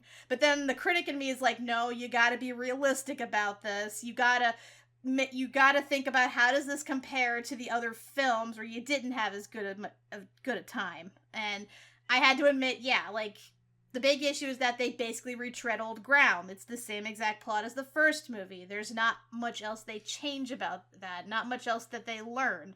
And, again, it's just nostalgia bait for older fans like me. So there's not much, like, point to it, really. And the decisions that they make are baffling. And the acting is, like, so weird sometimes. Because, again, you're seeing people in other people's bodies, but it doesn't come across that well because they're focused more on humor than how the characters would actually act.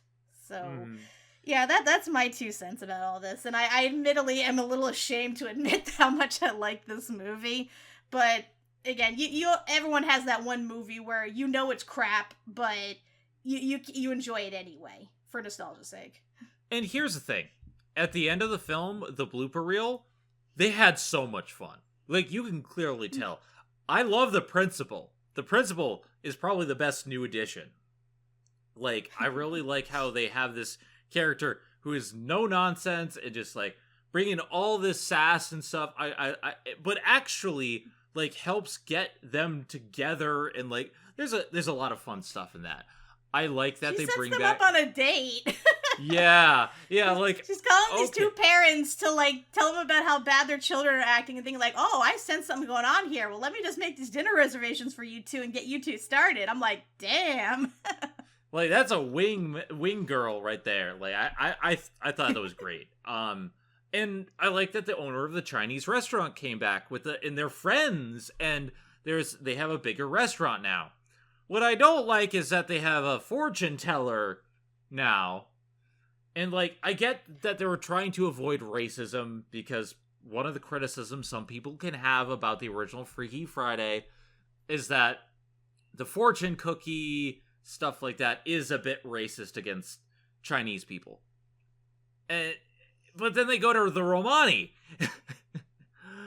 in the modern day, and this person isn't even Romani. She's not good at fortune telling. She has 1,500 jobs out of nowhere, and I'm just like, this is bad.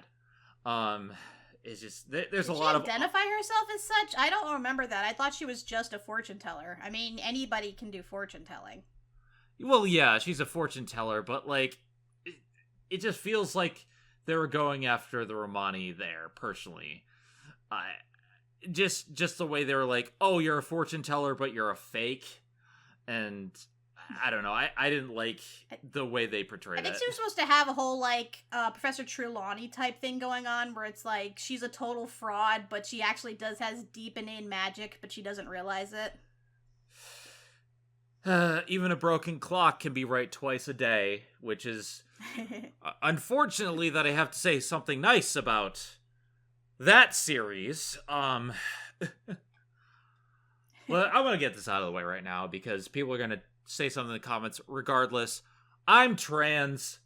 I used to really, really, really love Harry Potter. I dropped it like a rock. Especially after the recent stuff that came out about that turf. So that's all I'll say on that. I don't want to get too deep into the shitstorm.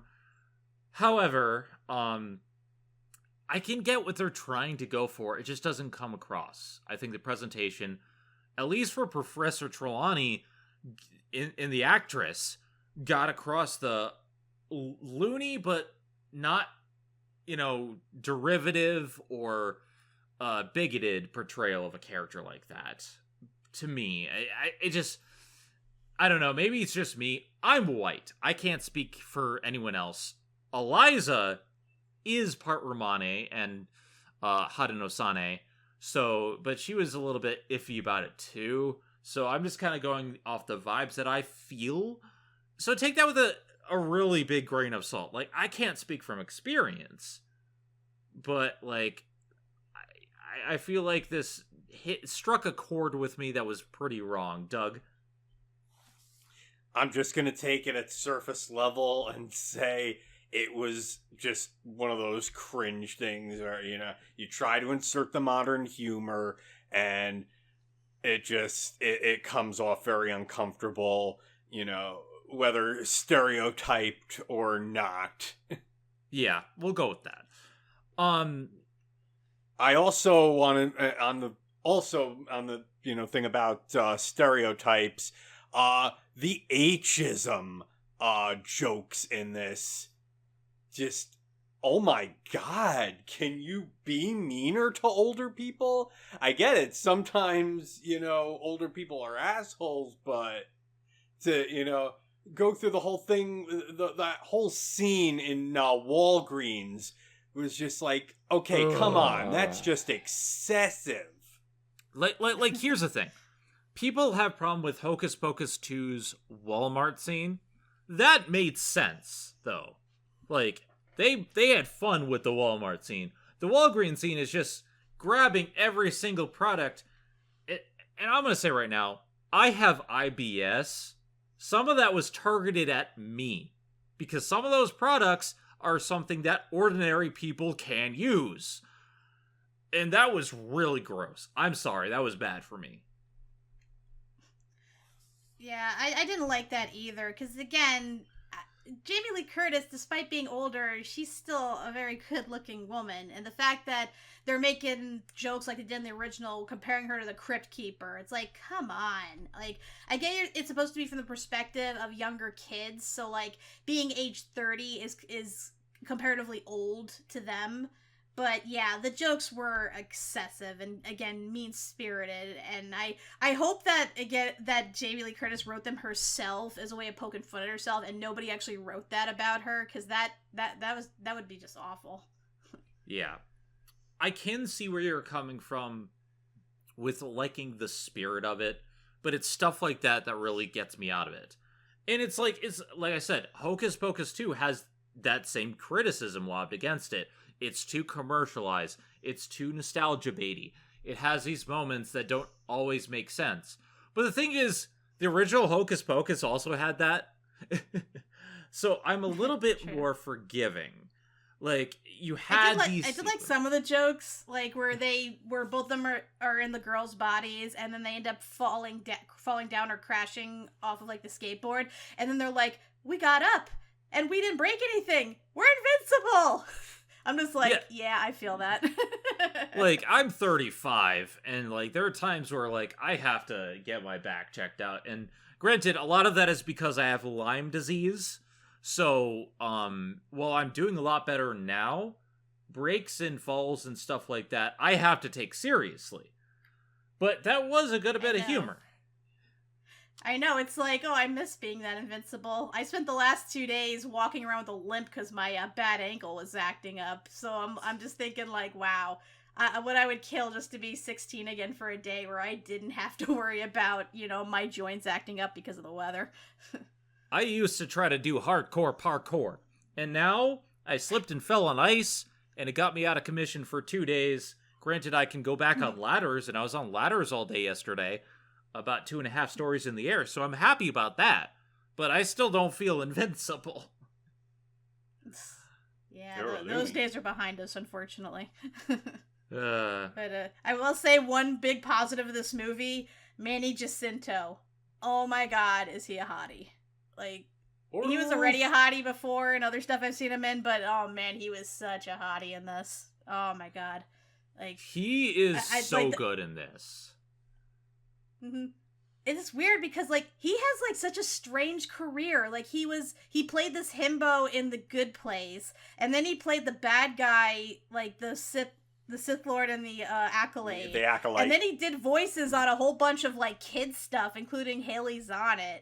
And then now he's, like, the love interest in the Freakier Fridays movie. It's like, he's, like, all over the place, but damn, is he a delight in everything that he's in. And again, this film knew that he was hot, and they utilized it, and I loved it. I will criticize one thing, though. He just moved there to open up a restaurant, and they're gonna move back in 6 months.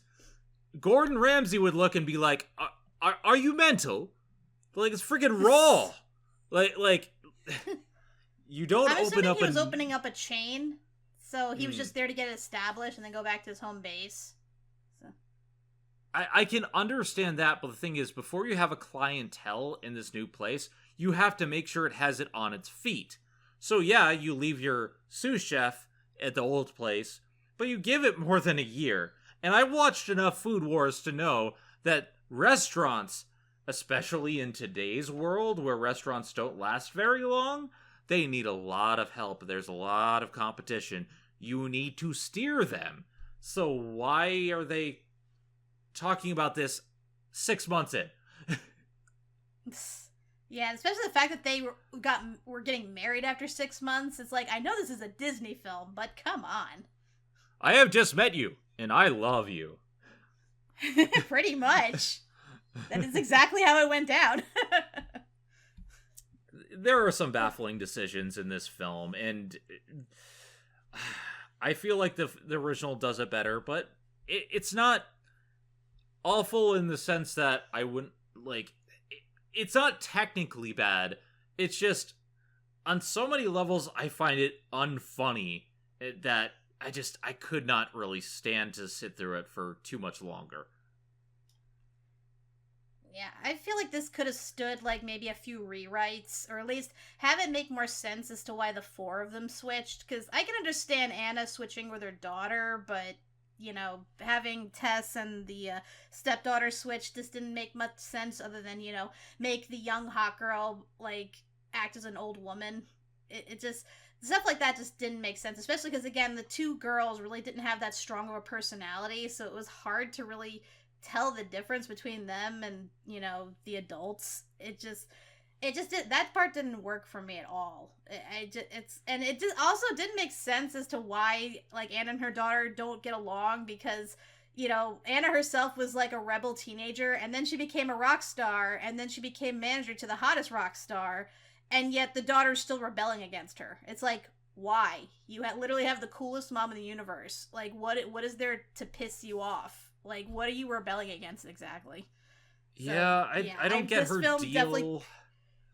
Yeah, this film definitely could have stood a few rewrites for certain. Like, again, I know there's still a lot of heart and passion put into it, but some things needed to make more sense, or at least not be so, like, blatantly cringe, as you put it, for certain.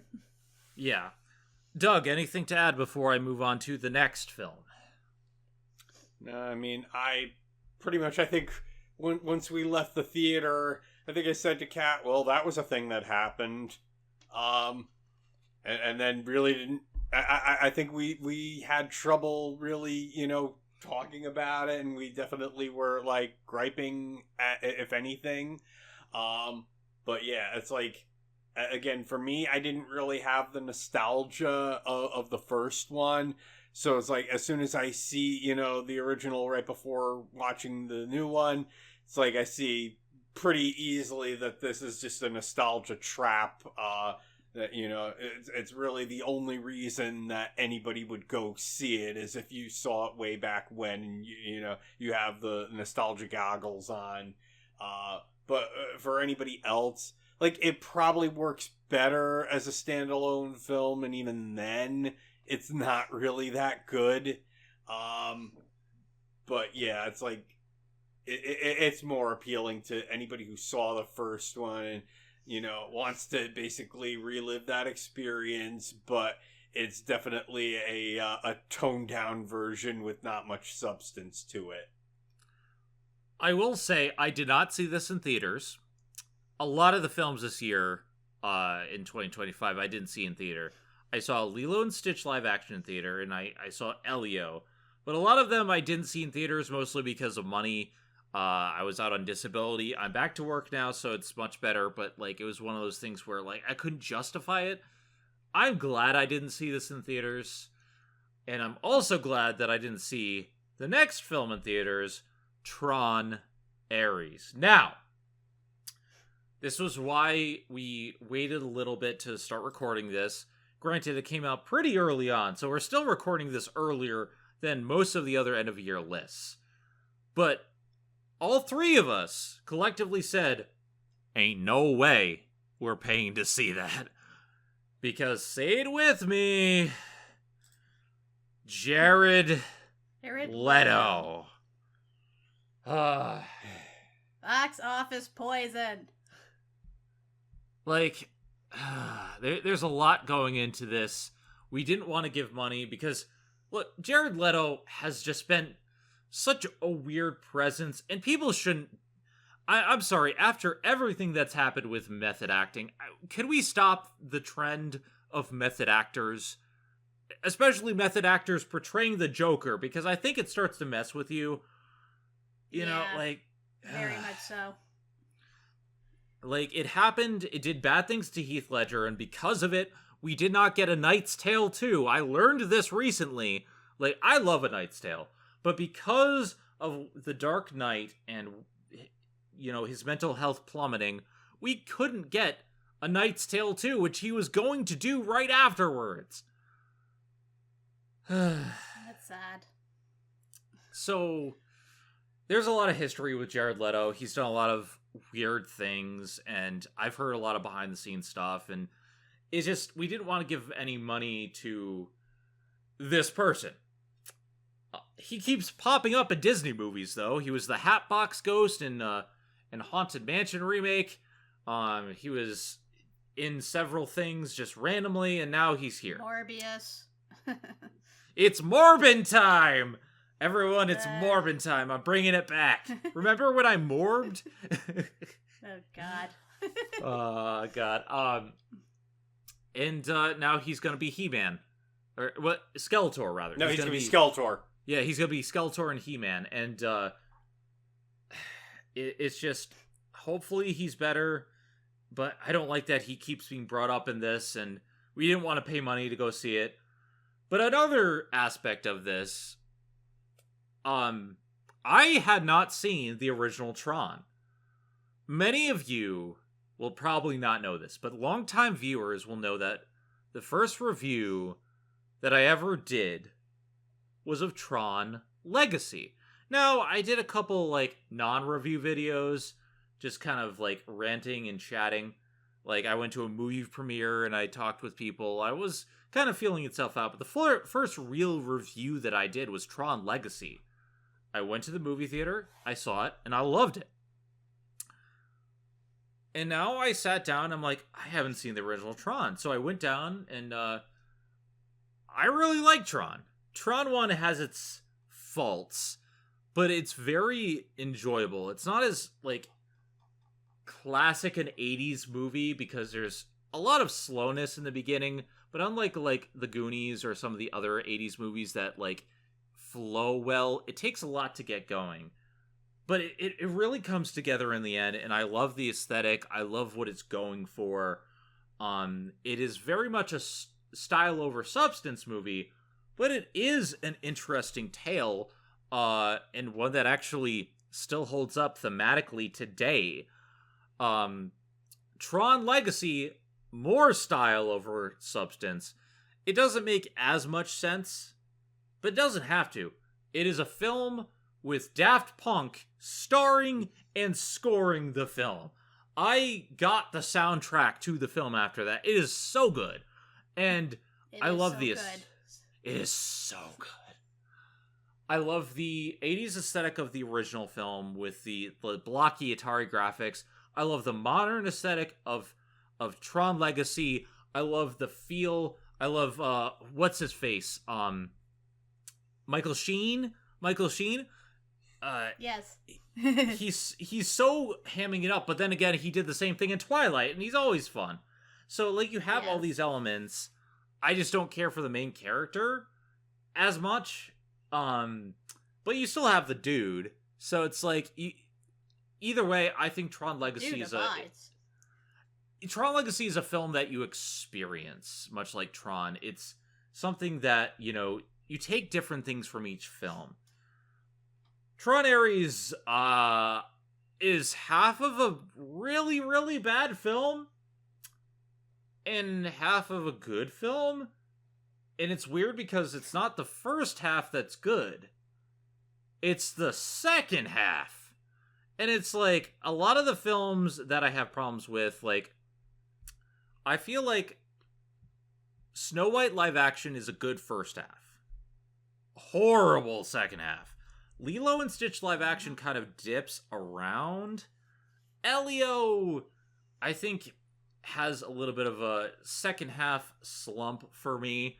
And some of these other films, just like, they're half of a good movie. But this is the one film where I'm just like, the first half is abysmal. But then the second half comes, and I like it. I'm going to let you get into your thoughts, Doug. But first, I had this at number 7. Doug? Number 5. Number 4. All right, Doug. All right, so your history with Tron. My history with Tron was basically, it was the Simpsons Treehouse of Horror, where Homer goes to the other dimension, and he asks, "Anybody ever seen the movie Tron?" No. And everybody goes, no, and then Chief Wiggum says yes, and then goes, we can't say that anymore. No, you can't say that anymore. Now I'm Chief Wiggum. I had not seen any of the Tron movies. I was aware. I think I became more aware when the Tron Legacy came out. But even then, I didn't see it. But I like Daft Punk, or at least I like some of the early stuff. Kat and I basically we watched Tron, which is okay. I couldn't really get into it too much. Tron Legacy, again, I kind of checked out, but Daft Punk and Michael Sheen being in it. Michael Sheen being dressed in white, by the way. Then we attempted to watch Tron Uprising. We got in 2 episodes and we just were not feeling it at all. So then there's Tron Ares, and I think Tron Ares is the reverse of Tron Legacy in that, like, I'm actually invested in this one, but the soundtrack was not good. Because like they got in 9 Inch Nails, which supposed to have like that edgy sort of tech idea, but when you hear it, it doesn't really mesh well with the overall film. And it's sad because like at the beginning they have some like nice soundtrack to it. You think, okay, this is gonna be cool, and then like they actually have a full blown 9 Inch Nails song in there, and it's like, oh god, this is awful. But yeah, so now I'm going to talk Jared Leto. I first became aware of him in the Suicide Squad movie, the first one, where he comes in as his Hot Topic Joker. Didn't like it. I think I definitely it was better than Man of Steel because it actually has some color in it. But on the whole, it was a waste. Then I think we got, let's see, was it Morbius or Haunted Mansion that came next? I think it was Morbin time. Morbius was next. So yeah, Morbius I think will feel very similar to Tron Ares in that everybody was just ready to hate on it, and I'm hearing all the bad stuff, and I go in and I'm like, this actually isn't that bad. Like, yeah, there's a lot of stupid stuff in it, but on the whole, I kind of enjoy this.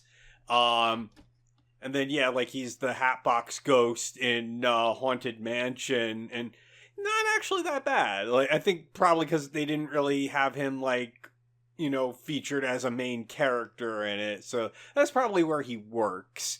But yeah, then we get to Tron Ares, and I think he doesn't really have much of a character to him.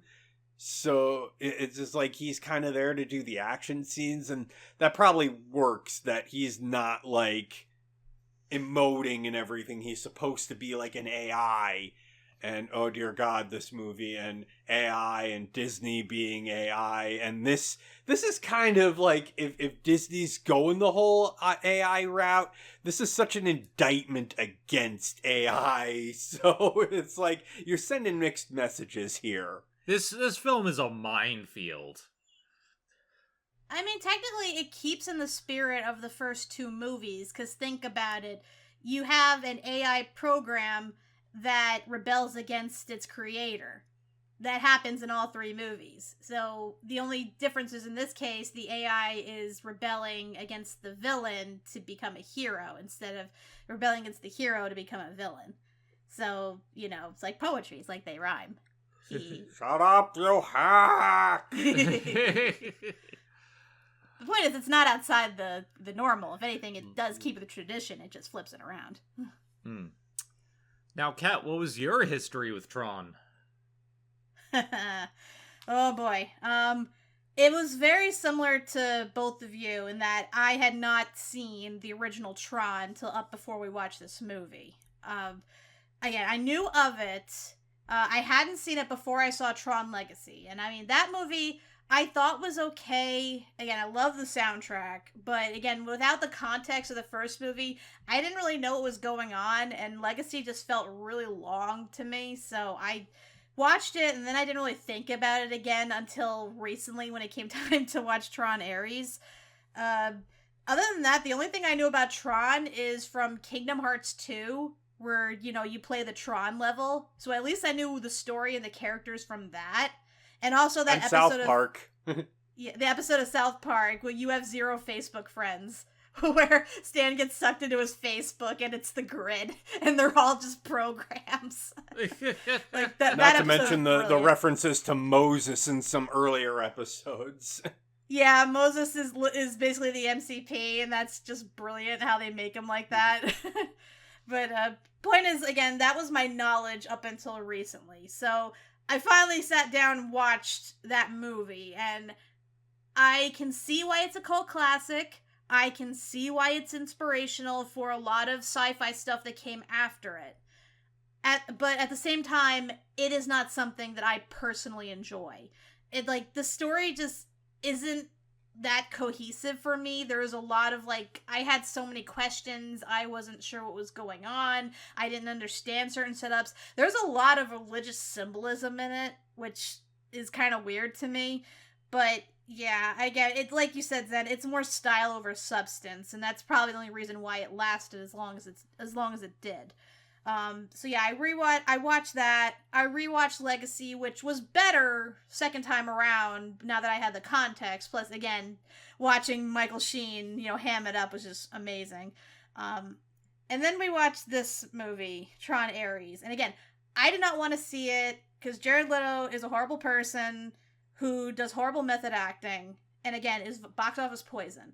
And I was fully expecting this movie to be utter garbage. And I did not want to waste my money on that. So imagine my shock when I realized this was not that bad. I was actually invested in it. I was probably more invested in this movie than I was in the first two movies. It actually had a plot that I could follow. It had a main character that was actually decent, who wasn't totally bland and boring. And, it combined both the virtual world with the real world, and you had all these new concepts and stuff. So I honestly didn't think it was that bad, and that was so confusing for me. It's still confusing for me because I'm like, why do I not hate this movie? It's not great, but I don't despise it. I honestly struggled with placing this, because I kept trying to think, should I put this at number 3 or number 4? Should I put this ahead of Fantastic Four or behind it? It's like, do I pick the movie that I agree is far superior, like acting and on a technical aspect, but I didn't really enjoy watching? Or do I put the movie that I actually did enjoy watching, even if it wasn't that great? It was so conflicting for me, but ultimately I settled, Fantastic Four clearly had more going for it. That's why it ranked above. But yeah, this was a weird experience for me. Like, so weird. It's like almost watching like 2 different movies get cobbled together into like something decent. Like, yeah. I don't know. I don't know if you guys felt that way when watching it too. Yeah. I had conflicting feelings about this. And I want to get this out of the way first, because someone's going to mention it in the comments, because they always mention it in the comments. The only reason Tron Ares was actually made is because Jared Leto is a producer of the film. Like, he made this happen. I mean, to be fair, it wasn't just him. There was always meant to be a 3rd sequel. In fact, they were going to make one directly after Legacy to continue, Sam Flynn's story. The problem was, the movie Tomorrowland bombed hard and lost the studio a lot of money. So they decided to move away from sci-fi stuff for a while. Plus, by that point, they had acquired, Star Wars and were doing more Marvel stuff. So they were investing more into that. So this story sequel was actually on the shelf for a very long time, like almost 16 years. So they said they wouldn't completely scrap it. They just needed like the right thing to come along. So, and I think that was part of the problem why the film is the way it is that they had one existing script, and then Jared Leto got a hold of it, and then he kept some things, but then changed others. So it's hard to say. It wasn't completely his doing. It wasn't completely his doing, but I got in a lot of comments on like, oh god, well, he produced the movie, that's why he's it, and I know that. It's just there's a lot of stuff going in the background, like the Tomorrowland thing. I like Tomorrowland. But I get why it's not a classic. It's like, I like it, but it's not for everyone. I think it's better than the Dumbo movie when it comes to, like, certain things. Low bar. Anything's better than the Dumbo movie. But it's not as good as Tower of Terror when we come to, like, ride-based movies. And we're going to get to that eventually. Right. But it's just, like, when we're coming to ride-based movies, Tower of Terror is the top, and Tomorrowland's kind of in the middle. But the thing is, I get why that, they were not confident in sci-fi, but at the same time, Tron is, it feels like Tron is always getting the shaft. And yes, I get that the first one is a cult classic. It has some problems. It has the worst soundtrack of the 3. I don't like the bleeps and bloops. Yeah. I get why they're there, but I don't like them. No, I hated the music in the original film. Like, it was so bad. It was like, I felt like somebody's computer was booting up the entire time the first movie was on. That's what it sounded like. And it's funny because Tron 3 kind of follows this tradition with having ill-fitted music. Like, don't get me wrong, I have nothing against Nine Inch Nails. I think some of their stuff is decent, and had this gone in like a more apocalyptic cyberpunk type direction, maybe it would have been more appropriate, but I just did not think the movie was great for the third one. But that's just my opinion. But I agree with you, the first one is utter shit. Yeah, like, it's a shame because I feel like Daft Punk really elevated the style to a level where I think a lot of people can enjoy it. But Nine Inch Nails was not the right fit. I like Head Like a Hole. I like Nine Inch Nails. But they're like grunge. Did not fit the tone. Grunge new metal. Like, they're a mix of different styles that don't fit, and they're not usually electronic. Heck, I'd take Korn over this, And I love Korn, but, like, I feel like this is just a lot of really weird decisions in the sound department. And, like, it was kind of screwed over in that regard. It was screwed over by a lot of circumstances. It was screwed over because people were turning against Jared Leto. And it's like, all these things were going against it from the get-go. But you also have, I don't know if it's Jared Leto was doing, or if it was the original script. the writers did not understand the light cycles of Tron and the technology of Tron. Like, I get it. The original film is sometimes hard to watch. You have the ball against the wall game, which I did not like. There's some weird moments, but the light cycles are iconic in both films. They exist in a certain way, and here it does not make sense how they work in the real world, slicing cars in half, and why the protagonists, the girl who's trying to find everything out about this, is still using it. And maybe this is the nerd in me. I mean, technically the light cycles work the way they did in the game. It's just, instead of causing the things to crash, because it's more solid, that's why it cuts their metal. So that was my reasoning for why it's like that. I mean, it's not like it's doing any other weird things like flying or something like that. I mean, I can kind of get that. It feels like something was off with a lot of the things, and the more I started picking it apart, the more I'm just like, I wish this was not in the real world. Because I have to use real world logic. Like, how are they able to get, from that area to the end of that bridge and down in less than 10 minutes? You know, like, in the middle of the day or the middle of the night. Like, there's things that I started racking my brain on because I didn't like parts of the movie. I think part of the problem was because they were on budget restraints, because Tron Legacy apparently went way over budget because it was mostly on the grid that it takes place. So I guess to sort of avoid going over budget, as well as like balancing out like less special effects and stuff, that's why they had like at least more than half of the movie take place in the real world as opposed to the grid.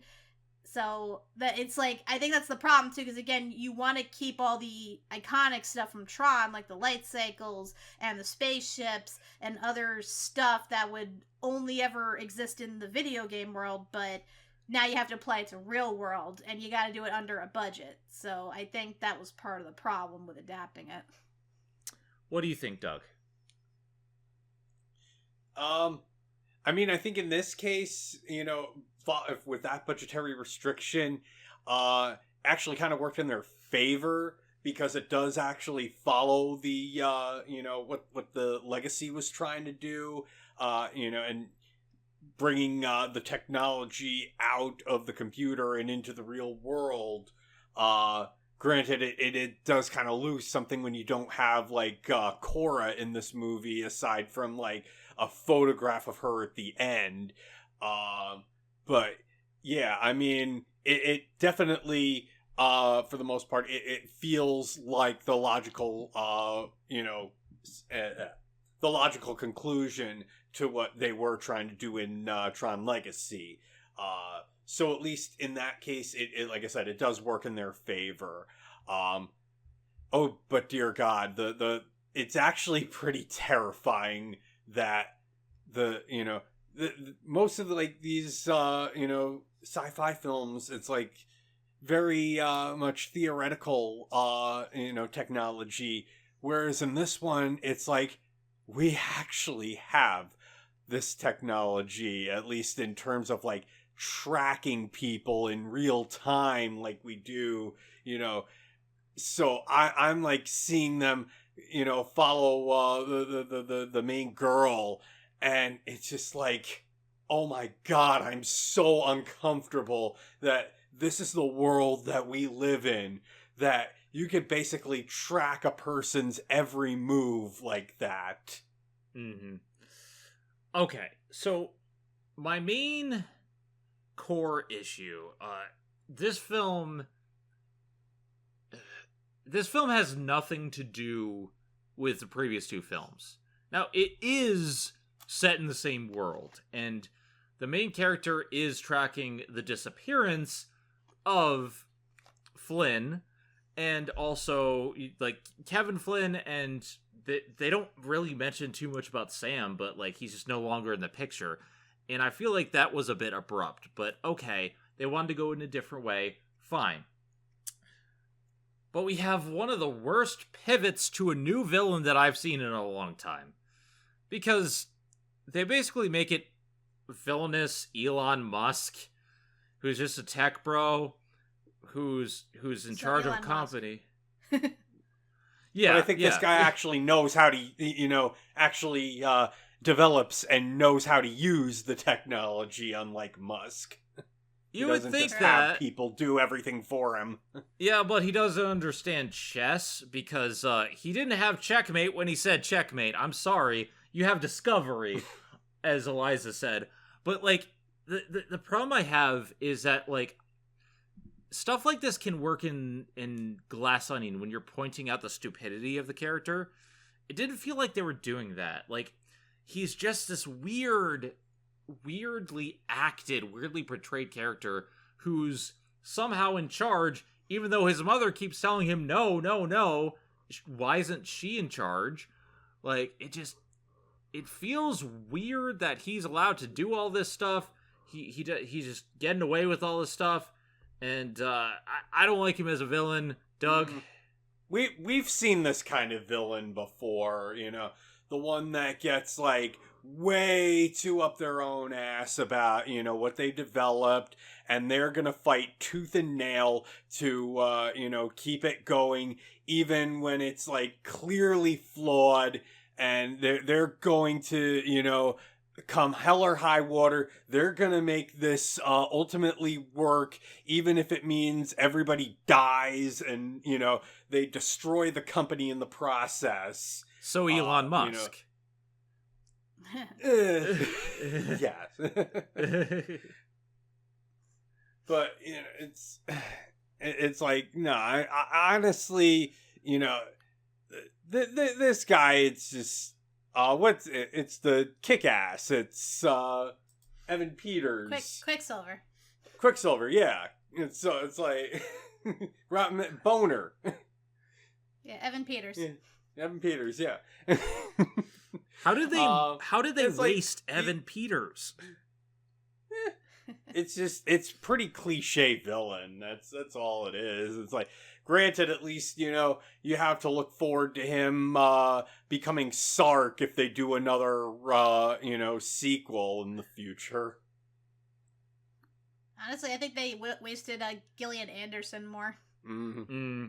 Like, you have Scully in your movie. It's like, they make her the nagging mom. Like, she's already does that with Mulder. Why do she have to do it in this movie, too? Like, give Gillian Anderson some, like, substance, please.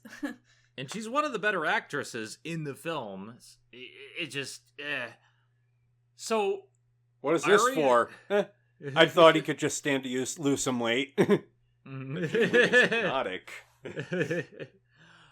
Here's the thing. Jiggling's hypnotic. The original two films had memorable villains. This does not make a memorable villain to me. But, on the other hand, Jared Leto is actually compelling in this film. With all that being said about, like, how I don't like him as an actor, he's very compelling. It's about an AI he was told that he was expendable. He was told to his face, if you do anything to me, you're expendable, I'll get rid of you. And they already do that to other programs, which is a stupid move, by the way, to do in front of AI. But he decides to defect, and he helps the protagonist and just goes off and does his own thing and realizes that he doesn't like his fellow programs being destroyed. And I actually think it's kind of compelling. I think his arc, like, growing to become more human, and when he actually sees Kevin Flynn and goes to his, like, old floppy drive and like, they show what happened at the end of the first movie to him, where he kind of becomes the MCP of that server that he created, and which is really cool. Like, Kevin is still around, and he's trying to push programs to the next level, which makes sense. Like, there's a lot of good stuff when they actually connect it, and there's some good stuff with the AI learning to become human and all of that stuff. And I really enjoy that they put a lot of thought into how this would play into the previous universe, and, like, what would happen? What happened to the MCP? Well, he's technically still around because Sark's disk still has codes and whatnot, And we see at the end, in the old grid that was connected to those resources, Sark and the MCP might come back. And when you get to those bits, I'm invested. But it takes so long for you to get to this part because a lot of the first half is just nothing. And I know, Kat and Doug, like, there are parts of the other films you checked out of. I checked out of so much of the beginning of this film because we're introduced to this new character and she's being talked to by another character who we find out later is dead, and why. And, like, the whole cancer thing is actually pretty touching, but the presentation gets me all the way. The presentation hurts this film, where it's not told coherently, it's so boring in the beginning, and there's not a lot of build-up to these characters, and there's not a lot to a lot of these new characters, aside from Ares. And the villain's idiotic. Doug? Yeah. I think this is kind of the reverse of Fantastic Four, where, you know, where Fantastic Four didn't have enough action, this one maybe has a little too much, which probably made it a little easier to follow it. But yeah, I agree with you that, you know, I do actually like the characterization that Jared Leto's Ares has, and it's probably better that he is, you know, he works as an AI that's kind of discovering his consciousness. I do like that they, you know, they actually go back to the Prime Tron world, and it, you know, the focus on the detail down to the, you know, that crack in the wall is like, that was a nice touch there. Mm-hmm. And, you know, it works. I question how Jeff Bridges, how Flynn's, you know, there again. I guess, you know, it was some memory saved of him. But, you know, it works. It does have a nice, you know, moment between the two of them. Definitely like the girl and her dead sister. You see that she's dead from a mile away, and you know it's not really the twist is not. It's pretty weak. And then yeah, like the girl's pretty cliched, but you know, I it didn't take me out of the film for that. It just it's so weird. Like, when you get to the second half and all the action, seeing the Recognizer in full glory in the middle of a city, seeing the devastation and destruction. Like, I didn't really like the light cycle chase because I feel like, yeah, the villain keeping it on, fine. The hero keeping it on, I don't really get in the middle of a city, but okay. But when you see the Recognizer in the middle of the city and see the battle, and yes, it goes on a bit too long, but like, I think this devastation shows kind of why Flynn was hesitant to bring some of the stuff into the real world, and why he was more like trying to get them into the virtual. And there's some great stuff there. It just, there's so much build up to it, and who the secondary villain ends up being is kind of also bland. I get Ares having another program as the MCP as like a checking balance system from the previous one, learning from mistakes. Okay. But she didn't really have anything memorable about her aside from when she starts to feel rain. But it's just like, there's nothing about her character that is compelling like Ares. And it permeates throughout the film, where I feel this is the opposite of all the other Tron films. It gets substance, it lacks style, and it lacks characterization, which, at least while the plot was kind of nonsensical in some of the other films, they at least had good characters that I wanted to follow. Kat? I wouldn't go that far.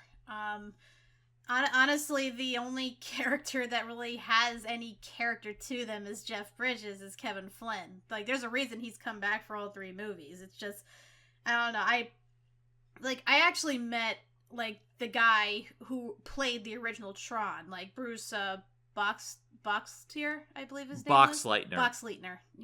Yeah, I actually met him at a con once. My sister wanted to get his autograph. At the time, I didn't see the original Tron, so I kind of was just there to take the pictures. But, you know, he was nice, he was polite, and she even asked him, you know, is he going to be in the third Tron movie, which he said no, but he encouraged her to go see it, which was really nice. But I wouldn't say his character as Tron was, like, anything special. Like, not in the first or the second movie. Like, he's kind of just a guy. He plays like sort of the Jesus archetype, but he doesn't really have a personality per se. He's just a programmer that wants to make his, you know, user proud. And then like he doesn't have much of a presence in the second movie. And then his girlfriend in the first doesn't have a personality whatsoever. She's just there. And like they have a few like side characters like other programs and stuff, but they either get offed really quickly or they don't have enough time to really develop personalities. And even in Tron Legacy, like again, aside from Michael Sheen, who's completely over the top, the others are just kind of bland. Like Sam's really bland.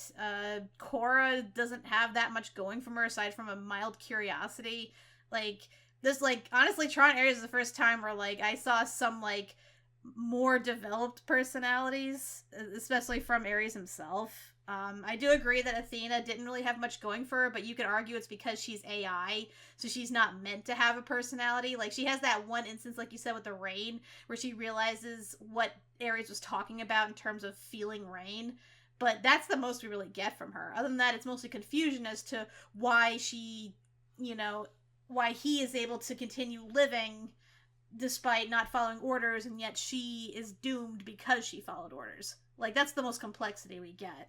Yeah. But other than that, I wouldn't say Tron is really known for strong characters per se, so if anything, this movie kind of keeps in continuity with that. In terms of Jared Leto's acting, I mean, again, despite how I feel about the guy, he is a genuinely good actor, and method acting does seem to work for him to a degree. One funny thing I did read was that because he's a method actor, he spent the whole movie not talking to anybody because he wanted to stay in character. Like, he would only talk to them if the script required him to. The only person who didn't follow this rule was Jeff Bridges, who would talk directly to him, and he argued that because he was Kevin Flynn, he therefore was higher up than Ares was and could talk to him whenever he wanted, which I thought was hilarious. So yeah, yeah, there are definitely some things going for this and other stuff that isn't. Like, again, the acting is up and down. It's both in continuity and not with Tron, because again, you're basing this off a movie from the 80s where it was more about like the video game aspect than it was about the personal aspect. I honestly think this is probably the most like personal introspection we've ever gotten out of any like Tron movie or product that we've seen so far. True, although I will say one thing. People joked about Tron Legacy. Well, Tron's barely in the film. Tron's not in Tron Ares. Here's the thing, I don't think they say the word Tron at all in the entire film. Like, they don't even reference the video game Tron. I don't think they use Tron at all in any capacity in the entire film. And that is, like, both funny and weird at the same time. And it's like, I get it. Tron's just a great title. It lets you know what's going on immediately. Tron is recognizable. And, you know, if you've played Kingdom Hearts, you kind of know the deal with Tron and whatnot. But it's just like, it's so weird to have a Tron film without Tron and in some capacity. And it's like, I know you said there's not a lot of strong characters in the first film. I thought Tron was a strong character. You know, I fight for the users. He was a program who stood up for injustice and it was acting on his own free will. I thought it was a little bit more than anything else we got in that film, aside from Jeff Bridges. But that's, you know, it's a film from the 80s that does not have a lot to it, to be fair. It's not like a late 80s movie where they would actually, like, give a lot more thought to directing and character and stuff like that. I could see that, but we've seen this character before, you know, like they're defiant, they want to stand up for the people and stuff. It's like your most basic generic character, and given that it's in a movie full of other bland generic characters, I guess that's why he stands out more. I don't know, I just didn't really feel much for him in his interpretation. Like, I think we got more from him in Legacy when he was acting as his user self as opposed to his program self. I mean, not that we really blame him considering they didn't do anything with Tron and Legacy, you know, since he's basically brainwashed for the entire film. So, yeah. I guess even the creators didn't know what to do with Tron. All right, I'm going to hand it off to you two in a second for final thoughts, because we got to get moving on. We're about 2.5 hours into this. I just want to say, for my final thoughts, this is a confusing conundrum of a film. I wanted to hate it. I didn't go in wanting to hate it, but like for the first half, I really did pick it apart. But then I got to the second half and I really loved it. And it's like, where do I sit? I put it above Freakier Friday because I enjoyed it a lot more than the cringe of it. And I put it under Lilo and Stitch live action because I think Lilo and Stitch does a lot more with its heart. But at the end of the day, this film is... the first half is really bad, and the second half is really good, and I don't know what to feel. I've never seen something like this that goes so hard like this in the second half, but I hate it in the first half. It's unreasonable. It's like 2000... where Armageddon 2001 or something like that, where like one part is inexplicably really good and one part is inexplicably really bad. It's so weird. It is so hard for me to tell how I feel. I'm not going to suggest paying for it. I'm glad I didn't pay for it, but if you're curious, it is on Disney Plus, and you can pause it and see all the stuff. And the end credits song is really good. The stinger where he picks up Sark's disc and the MCP voice is heard, really good. Is it something I'd recommend to everyone? No, it's the weakest of the three for me. Because I actually like Tron 1's presentation more, but it has really good characterization, so it's like, I'm conflicted, Doug. Yeah, I think definitely it is a conflicting, thing to be on. It's like probably the original fans of the, Tron and maybe Tron Legacy are probably not going to like this. But if I have to say anything at all, it's like, if you tuned out just because you heard Jared Leto was going to be in it, you're one of those that, Morbin time, it's bad. It's, bad just because the marketing or just because the word of mouth around it is bad and really nobody actually saw it. Do yourself a favor and, see it before you make any judgment. See it or don't. Doesn't really matter. It's fine. I liked it best out of the three. But I think it was more catered to what I, wanted out of what my focus is versus the other two, which were just didn't really appeal to me as much aside from Legacy's soundtrack.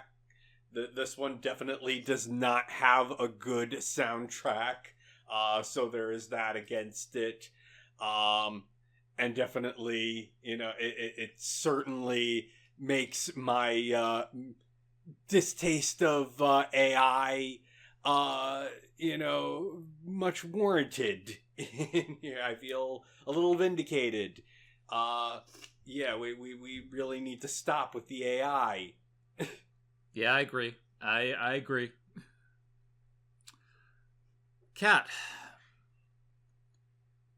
Yeah, I pretty much mimic what you both said. It is a very conflicting movie, especially with the context from the first two films. I guess your enjoyment of this parallels to how you enjoyed the first two, but again, the way that they change it, the way that they incorporate traditional like internet stuff into the real world and vice versa. You know, it is fascinating to watch, and it is a natural progression of the story. Like I said, there is stuff in it that I was genuinely surprised about. There is investment, there is action, there's decent acting. So I do agree that you should at least give it a chance and watch it at least once to form your own opinion. Again, it's free on Disney Plus, so you don't have to pay for this. But yeah, it's definitely like I think it's definitely worth at least an acknowledgement. And it's, you know, you shouldn't just write it off as just being generic awful. Like Snow White was way more awful than this. This one at least it tried. So I do want to give credit where it's due. So if they do end up making a sequel of this, which I don't think they will because this was a box office bomb, but if they do, I do hope they keep up the momentum of the second half, so that way that we can get like a fully like real life story. It would be nice, but I'm not holding my breath for it. But yeah, those were all of the middle of the road films.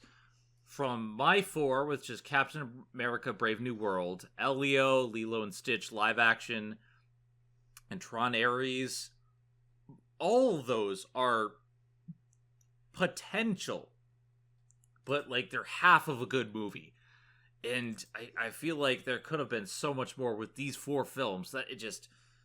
ranking them has been hard, and I've had to constantly second guess. I knew what my bottom two were from the beginning, and like Freaky Air Friday just slotted right in, and the top three kind of worked from there. It's been tough. Moving on, we have Zootopia 2 as our final film. I have it at number 3. Number 2. Number 2. This is a film that I was fully expected to not like because it's a sequel. And I've seen so many times where sequels are not as good as the original or a lazy cash grab. But I really like Zootopia 1. Try Everything is an amazing song. Gazelle is amazing. Clawhauser is amazing. I loved the film. And I was wondering what direction they would go in. I was not disappointed. Zootopia 2 is really good. And it showcases that racism and prejudice is not solved just by one thing. You know? You have to constantly work for it, and new forms of bigotry must be confronted. The first one was about, you know, kind of a stand-in for people of color, where you have, you know, predators being targeted and stuff like that. Here, you have a message much like Fantastic Four and Superman that is very relevant. The reptile and amphibian community is represented by different forms of Spanish-speaking people, Latinx people. You know, you have each one representing a different culture. And then you also have, like, the beaver, who has, like, more of, like, a backwoods vibe to it. And, like, every single bit of prejudice with this segmented community versus these tech moguls that are just trying to take over everything, who actually have personality. And it doesn't feel like a retread of the first film. It feels like, let's take the logical next step in this franchise where, okay, why didn't we see any reptiles or something in the previous film? Oh, well, there's a lot of stuff going against them. There's prejudice. And then they still have to they got the captain on their side, but they still have to get the rest of the force on their side. And it's like, it's all about stereotypes and prejudice and how, okay, you got one good case out of you, but that's not going to last forever. You're still the token mascots. And all these things work together to make an amazing film that I just enjoyed from start to finish. The one detriment for me was, I think the song from Gazelle was not as good as the first one, but it's kind of hard to top the first one. Everything else, though, so good. Doug? Yeah, I agree. Definitely, you know, recaptures a lot of the fun of the first movie. Definitely the message of it feels very relevant to today. And especially like buying off, basically making people not exist anymore, or trying to completely remove them because they don't fit whatever you're going for, or you want something they have and you'll just edge them out of their home just to get it. So yeah, definitely feel that. Maybe though, I think like Judy and what's his name? Nick. Their relationship is it's like it kind of feels like they have a regression, despite the fact that it's like this apparently takes place right after, like a week after the first movie, which, like, given some of the things that happen, feel very off. But what you call it? Yeah, their relationship is maybe a bit on the toxic side, and I guess that's the point. That they're still trying to, work on that. Plus the fact that they're like clearly trying to do a romantic relationship, even though like it's clear that that's a no-no. So they got to keep them platonic partners, whatever. It's a little awkward. I also felt like the villain heel turn, or at least, revelation, I saw that coming from miles away. Like, yeah. they really gave it away way too soon. I'm probably in the minority that I liked Fortune Feimster, Fortune Feimster as Nibbles. I could get how that might not be maybe every, person's cup of tea. She does get a little excessive, but genuinely, I liked her character. I thought she was fun.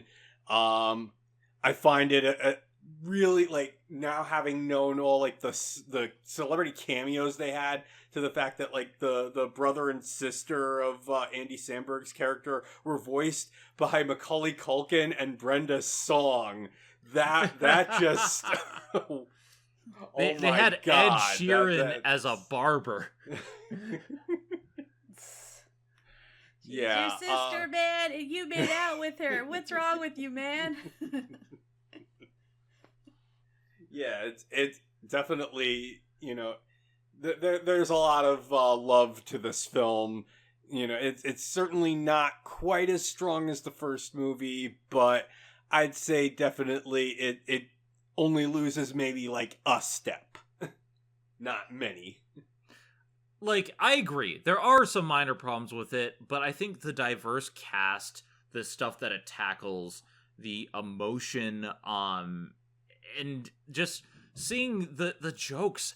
Like, I love when they go to the therapy animal, and like they have, like, they show the pairings of the cops and like all these different things, and every joke really hit. But when I honestly really like Nibbles. I like how Nibbles is a character who I thought I would hate, but immediately, like, extremely useful.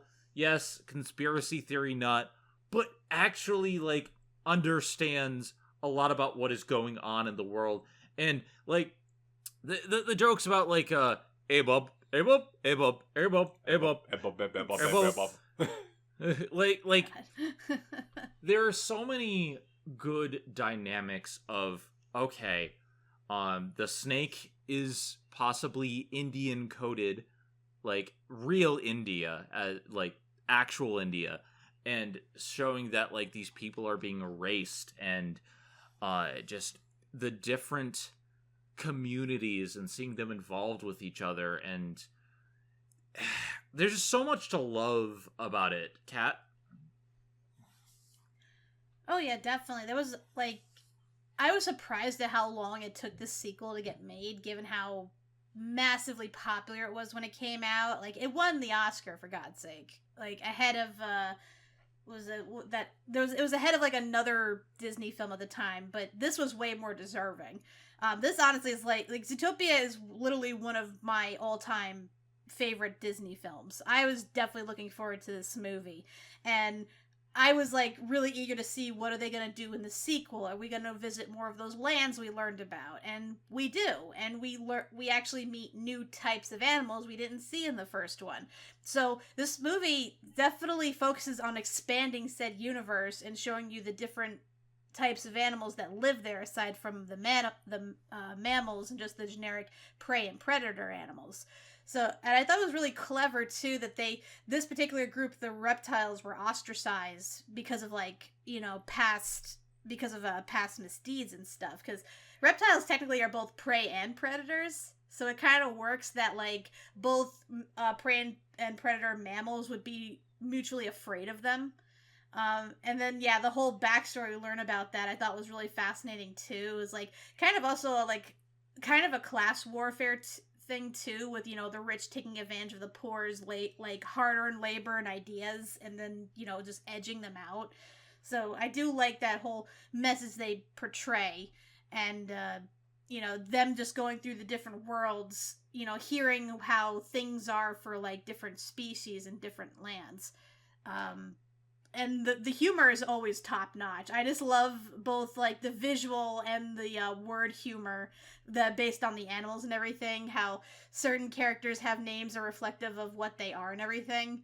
I also think it's hilarious just how many celebrities they got to provide voices in this movie. Like, I swear there must have been like a waiting list over the last 10 years for people to be in this movie, because there are people that show up that they have literally one line of dialogue, but they make it work. They brought Michael J. Fox out of retirement to play a fox who's beating up someone in prison, who then turns to them and says, "What are you looking at, butthead?" That is all he is there for. But it's amazing. There's a newscaster who's the newscaster? Because it's like such a great pun. Oh, is it you talking about the weatherman? Yeah. Or is it somebody else? That was Bob Iger. He is Bob Tiger. And it's funny because Bob Iger actually got to start in television as a weatherman. So that was like a nice homage right there. And that's like one of his few roles there's a few roles as a Disney actor. And like, okay, I have to say it. Best character, Patrick Warburton as the horse. It's so good. Yes. Patrick Warburton is great in anything, but he does make it work. He's basically Kronk as a horse. Like, that is who he is in this. If anything, he's underutilized. He's criminally underutilized in this movie. At the same time, he steals every single scene. It's like, wait a minute, you guys are evil? But I fight evil people when I act. I say nay. Are we the baddies?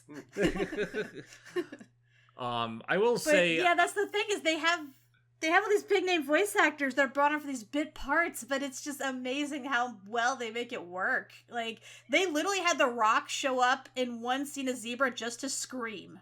That is all he is there for, but he does it spectacularly. I even heard that in the Japanese dub, they have Hideo Kojima voicing the mole character. It's like the computer nerd. I think that is so fitting. Zebros. But that's what I'm saying. Like, there's so much like joy to be found in this film. Just how creative they get with like the visual puns and stuff. Like, they do a whole Silence of the Lambs parody with Mayweather, who shows up periodically throughout the film. It's so good. Like, it is so brilliant. Good. I made these out of wool. Yep. They even have Robert Irwin show up as a koala who's a conservationalist. So how appropriate is that? And let's not forget Danny Trejo coming in. Oh, yeah. Having the very pointed, monologue there. And then he freaking just runs off across the water. That's the great thing. He plays a Jesus lizard called Jesus. I love it. I just love the cleverness of it. The creativity in this movie is top notch. And while I will say I don't like the twist villain, I don't think we needed another twist villain. You could see it coming from a mile away, but otherwise it's so good. Yeah. Like, they basically, from the beginning of the movie, they're basically, like, they drop the, too much information on the inventor. It's like, this guy's gonna be not on the up and up, isn't he? And of course, yeah. And then, like, they spoil the son, the Andy Samberg character, when Kyu Kwan's like, oh, hey, the guy just happened to be here at this spot, and he had a pen with him.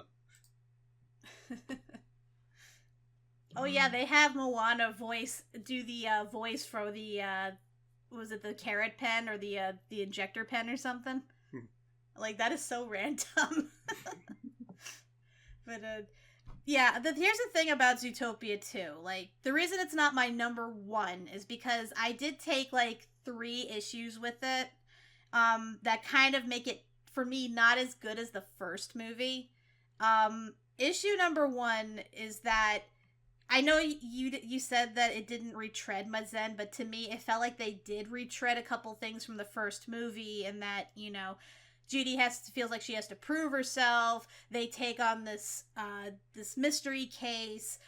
They're running all over the place finding clues. They think that they solve the mystery. They run into the twist villain, and then, like, there's all this, like, shenanigans and stuff of them, like, chasing for, being in a chase from point A to point B. Plus, we get, like, we get all the fun interaction between Nick and Judy. So, like, I wouldn't say that's a bad thing, but it's just, again, I expected a little more.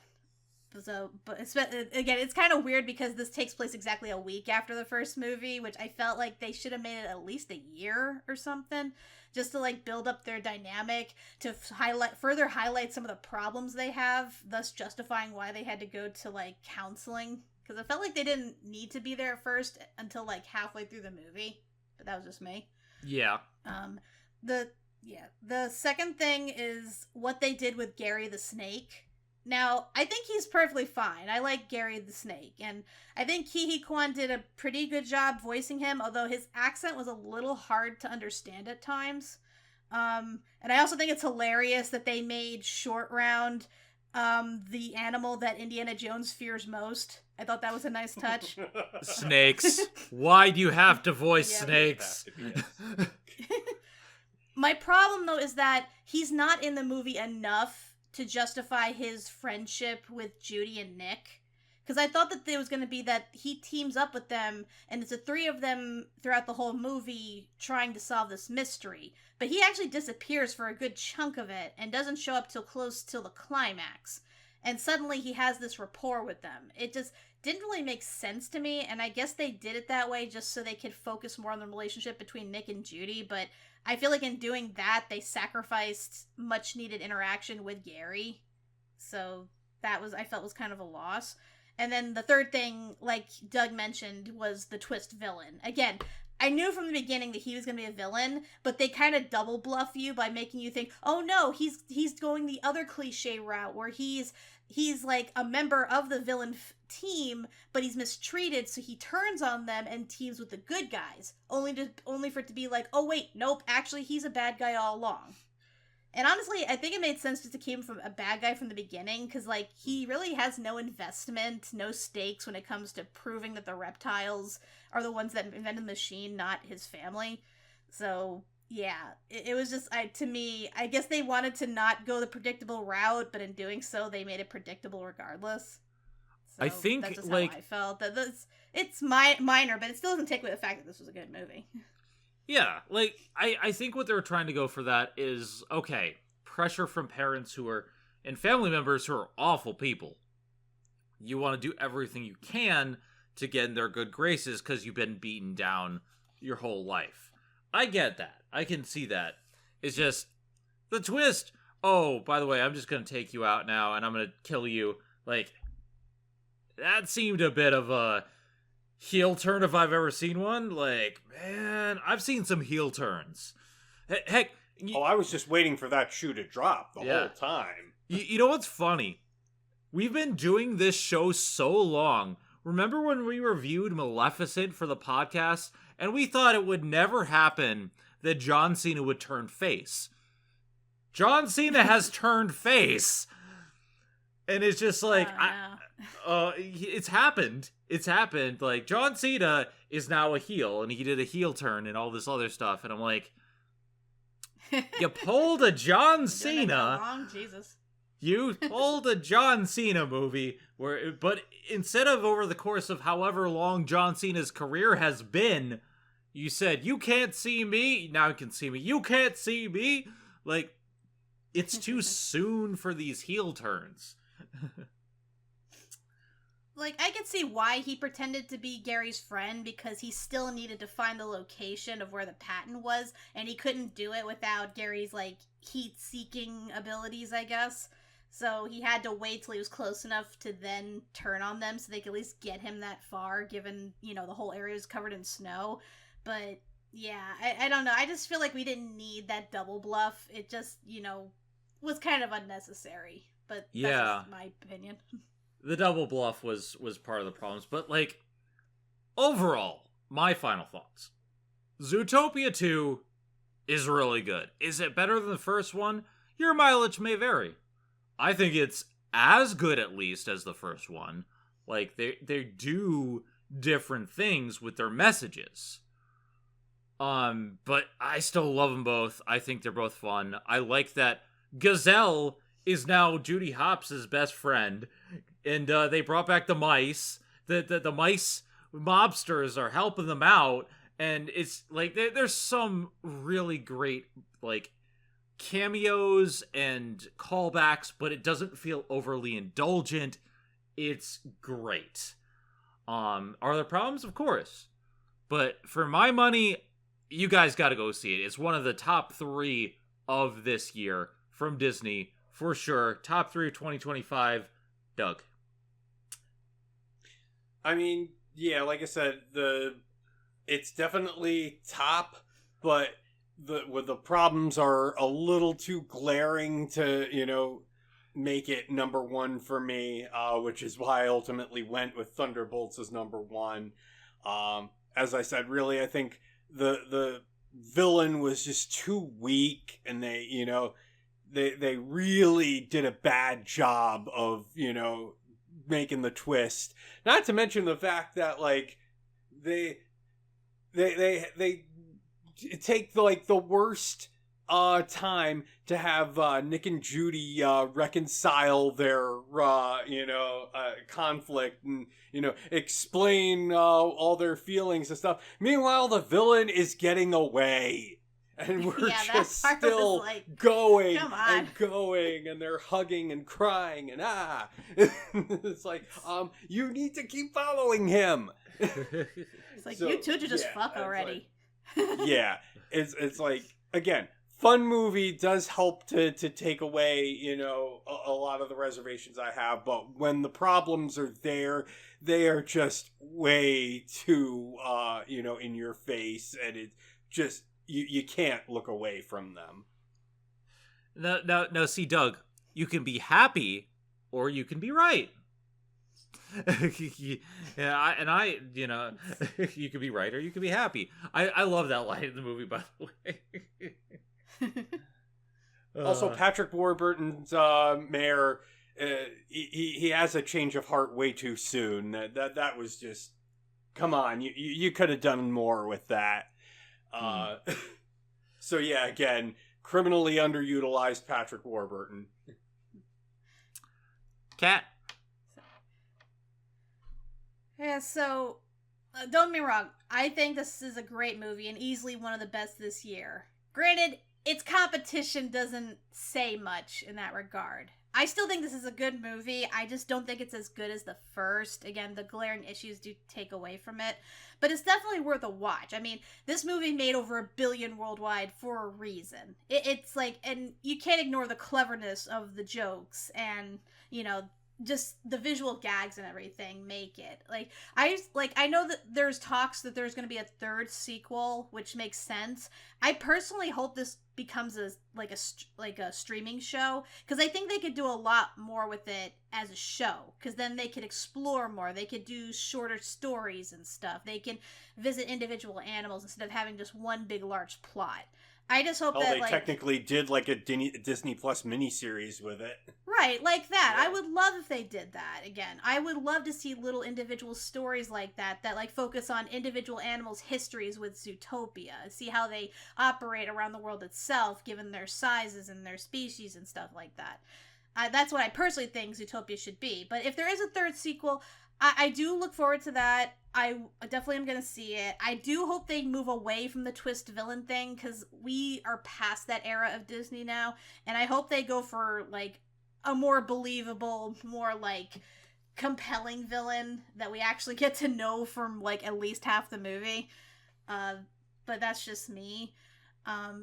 It's, again, definitely something worth seeing. Definitely something to take the kids to. I do want to say one thing, though, and because I do want to make this clear to everybody, because Disney is notorious for doing this.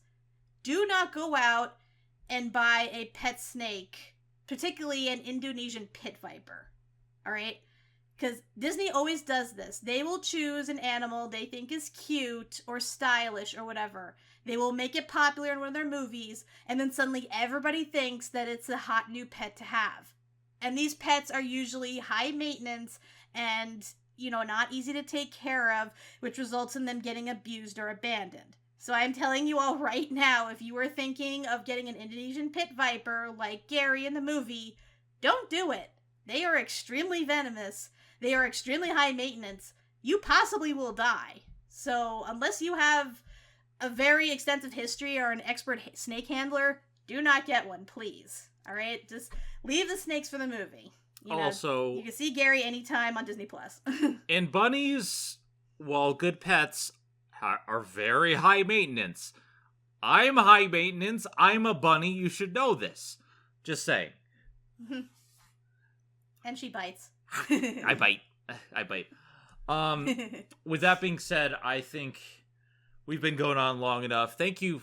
If you've gotten to this point, the code word is... The Hypnotoad commands you to like and subscribe on the bunny. But anyway. All glory to the Hypnotoad.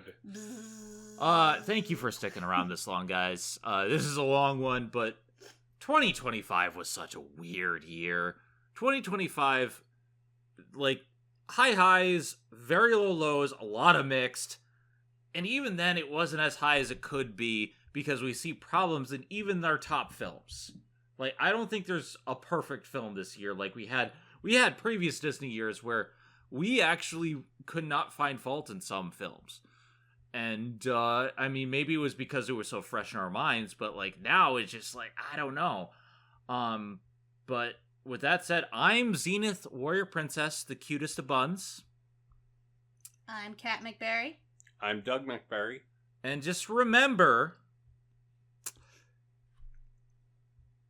when you make a film, you don't want the second half to be really good and the first half being really bad, because people aren't going to stick around for the second half then. I'm just saying.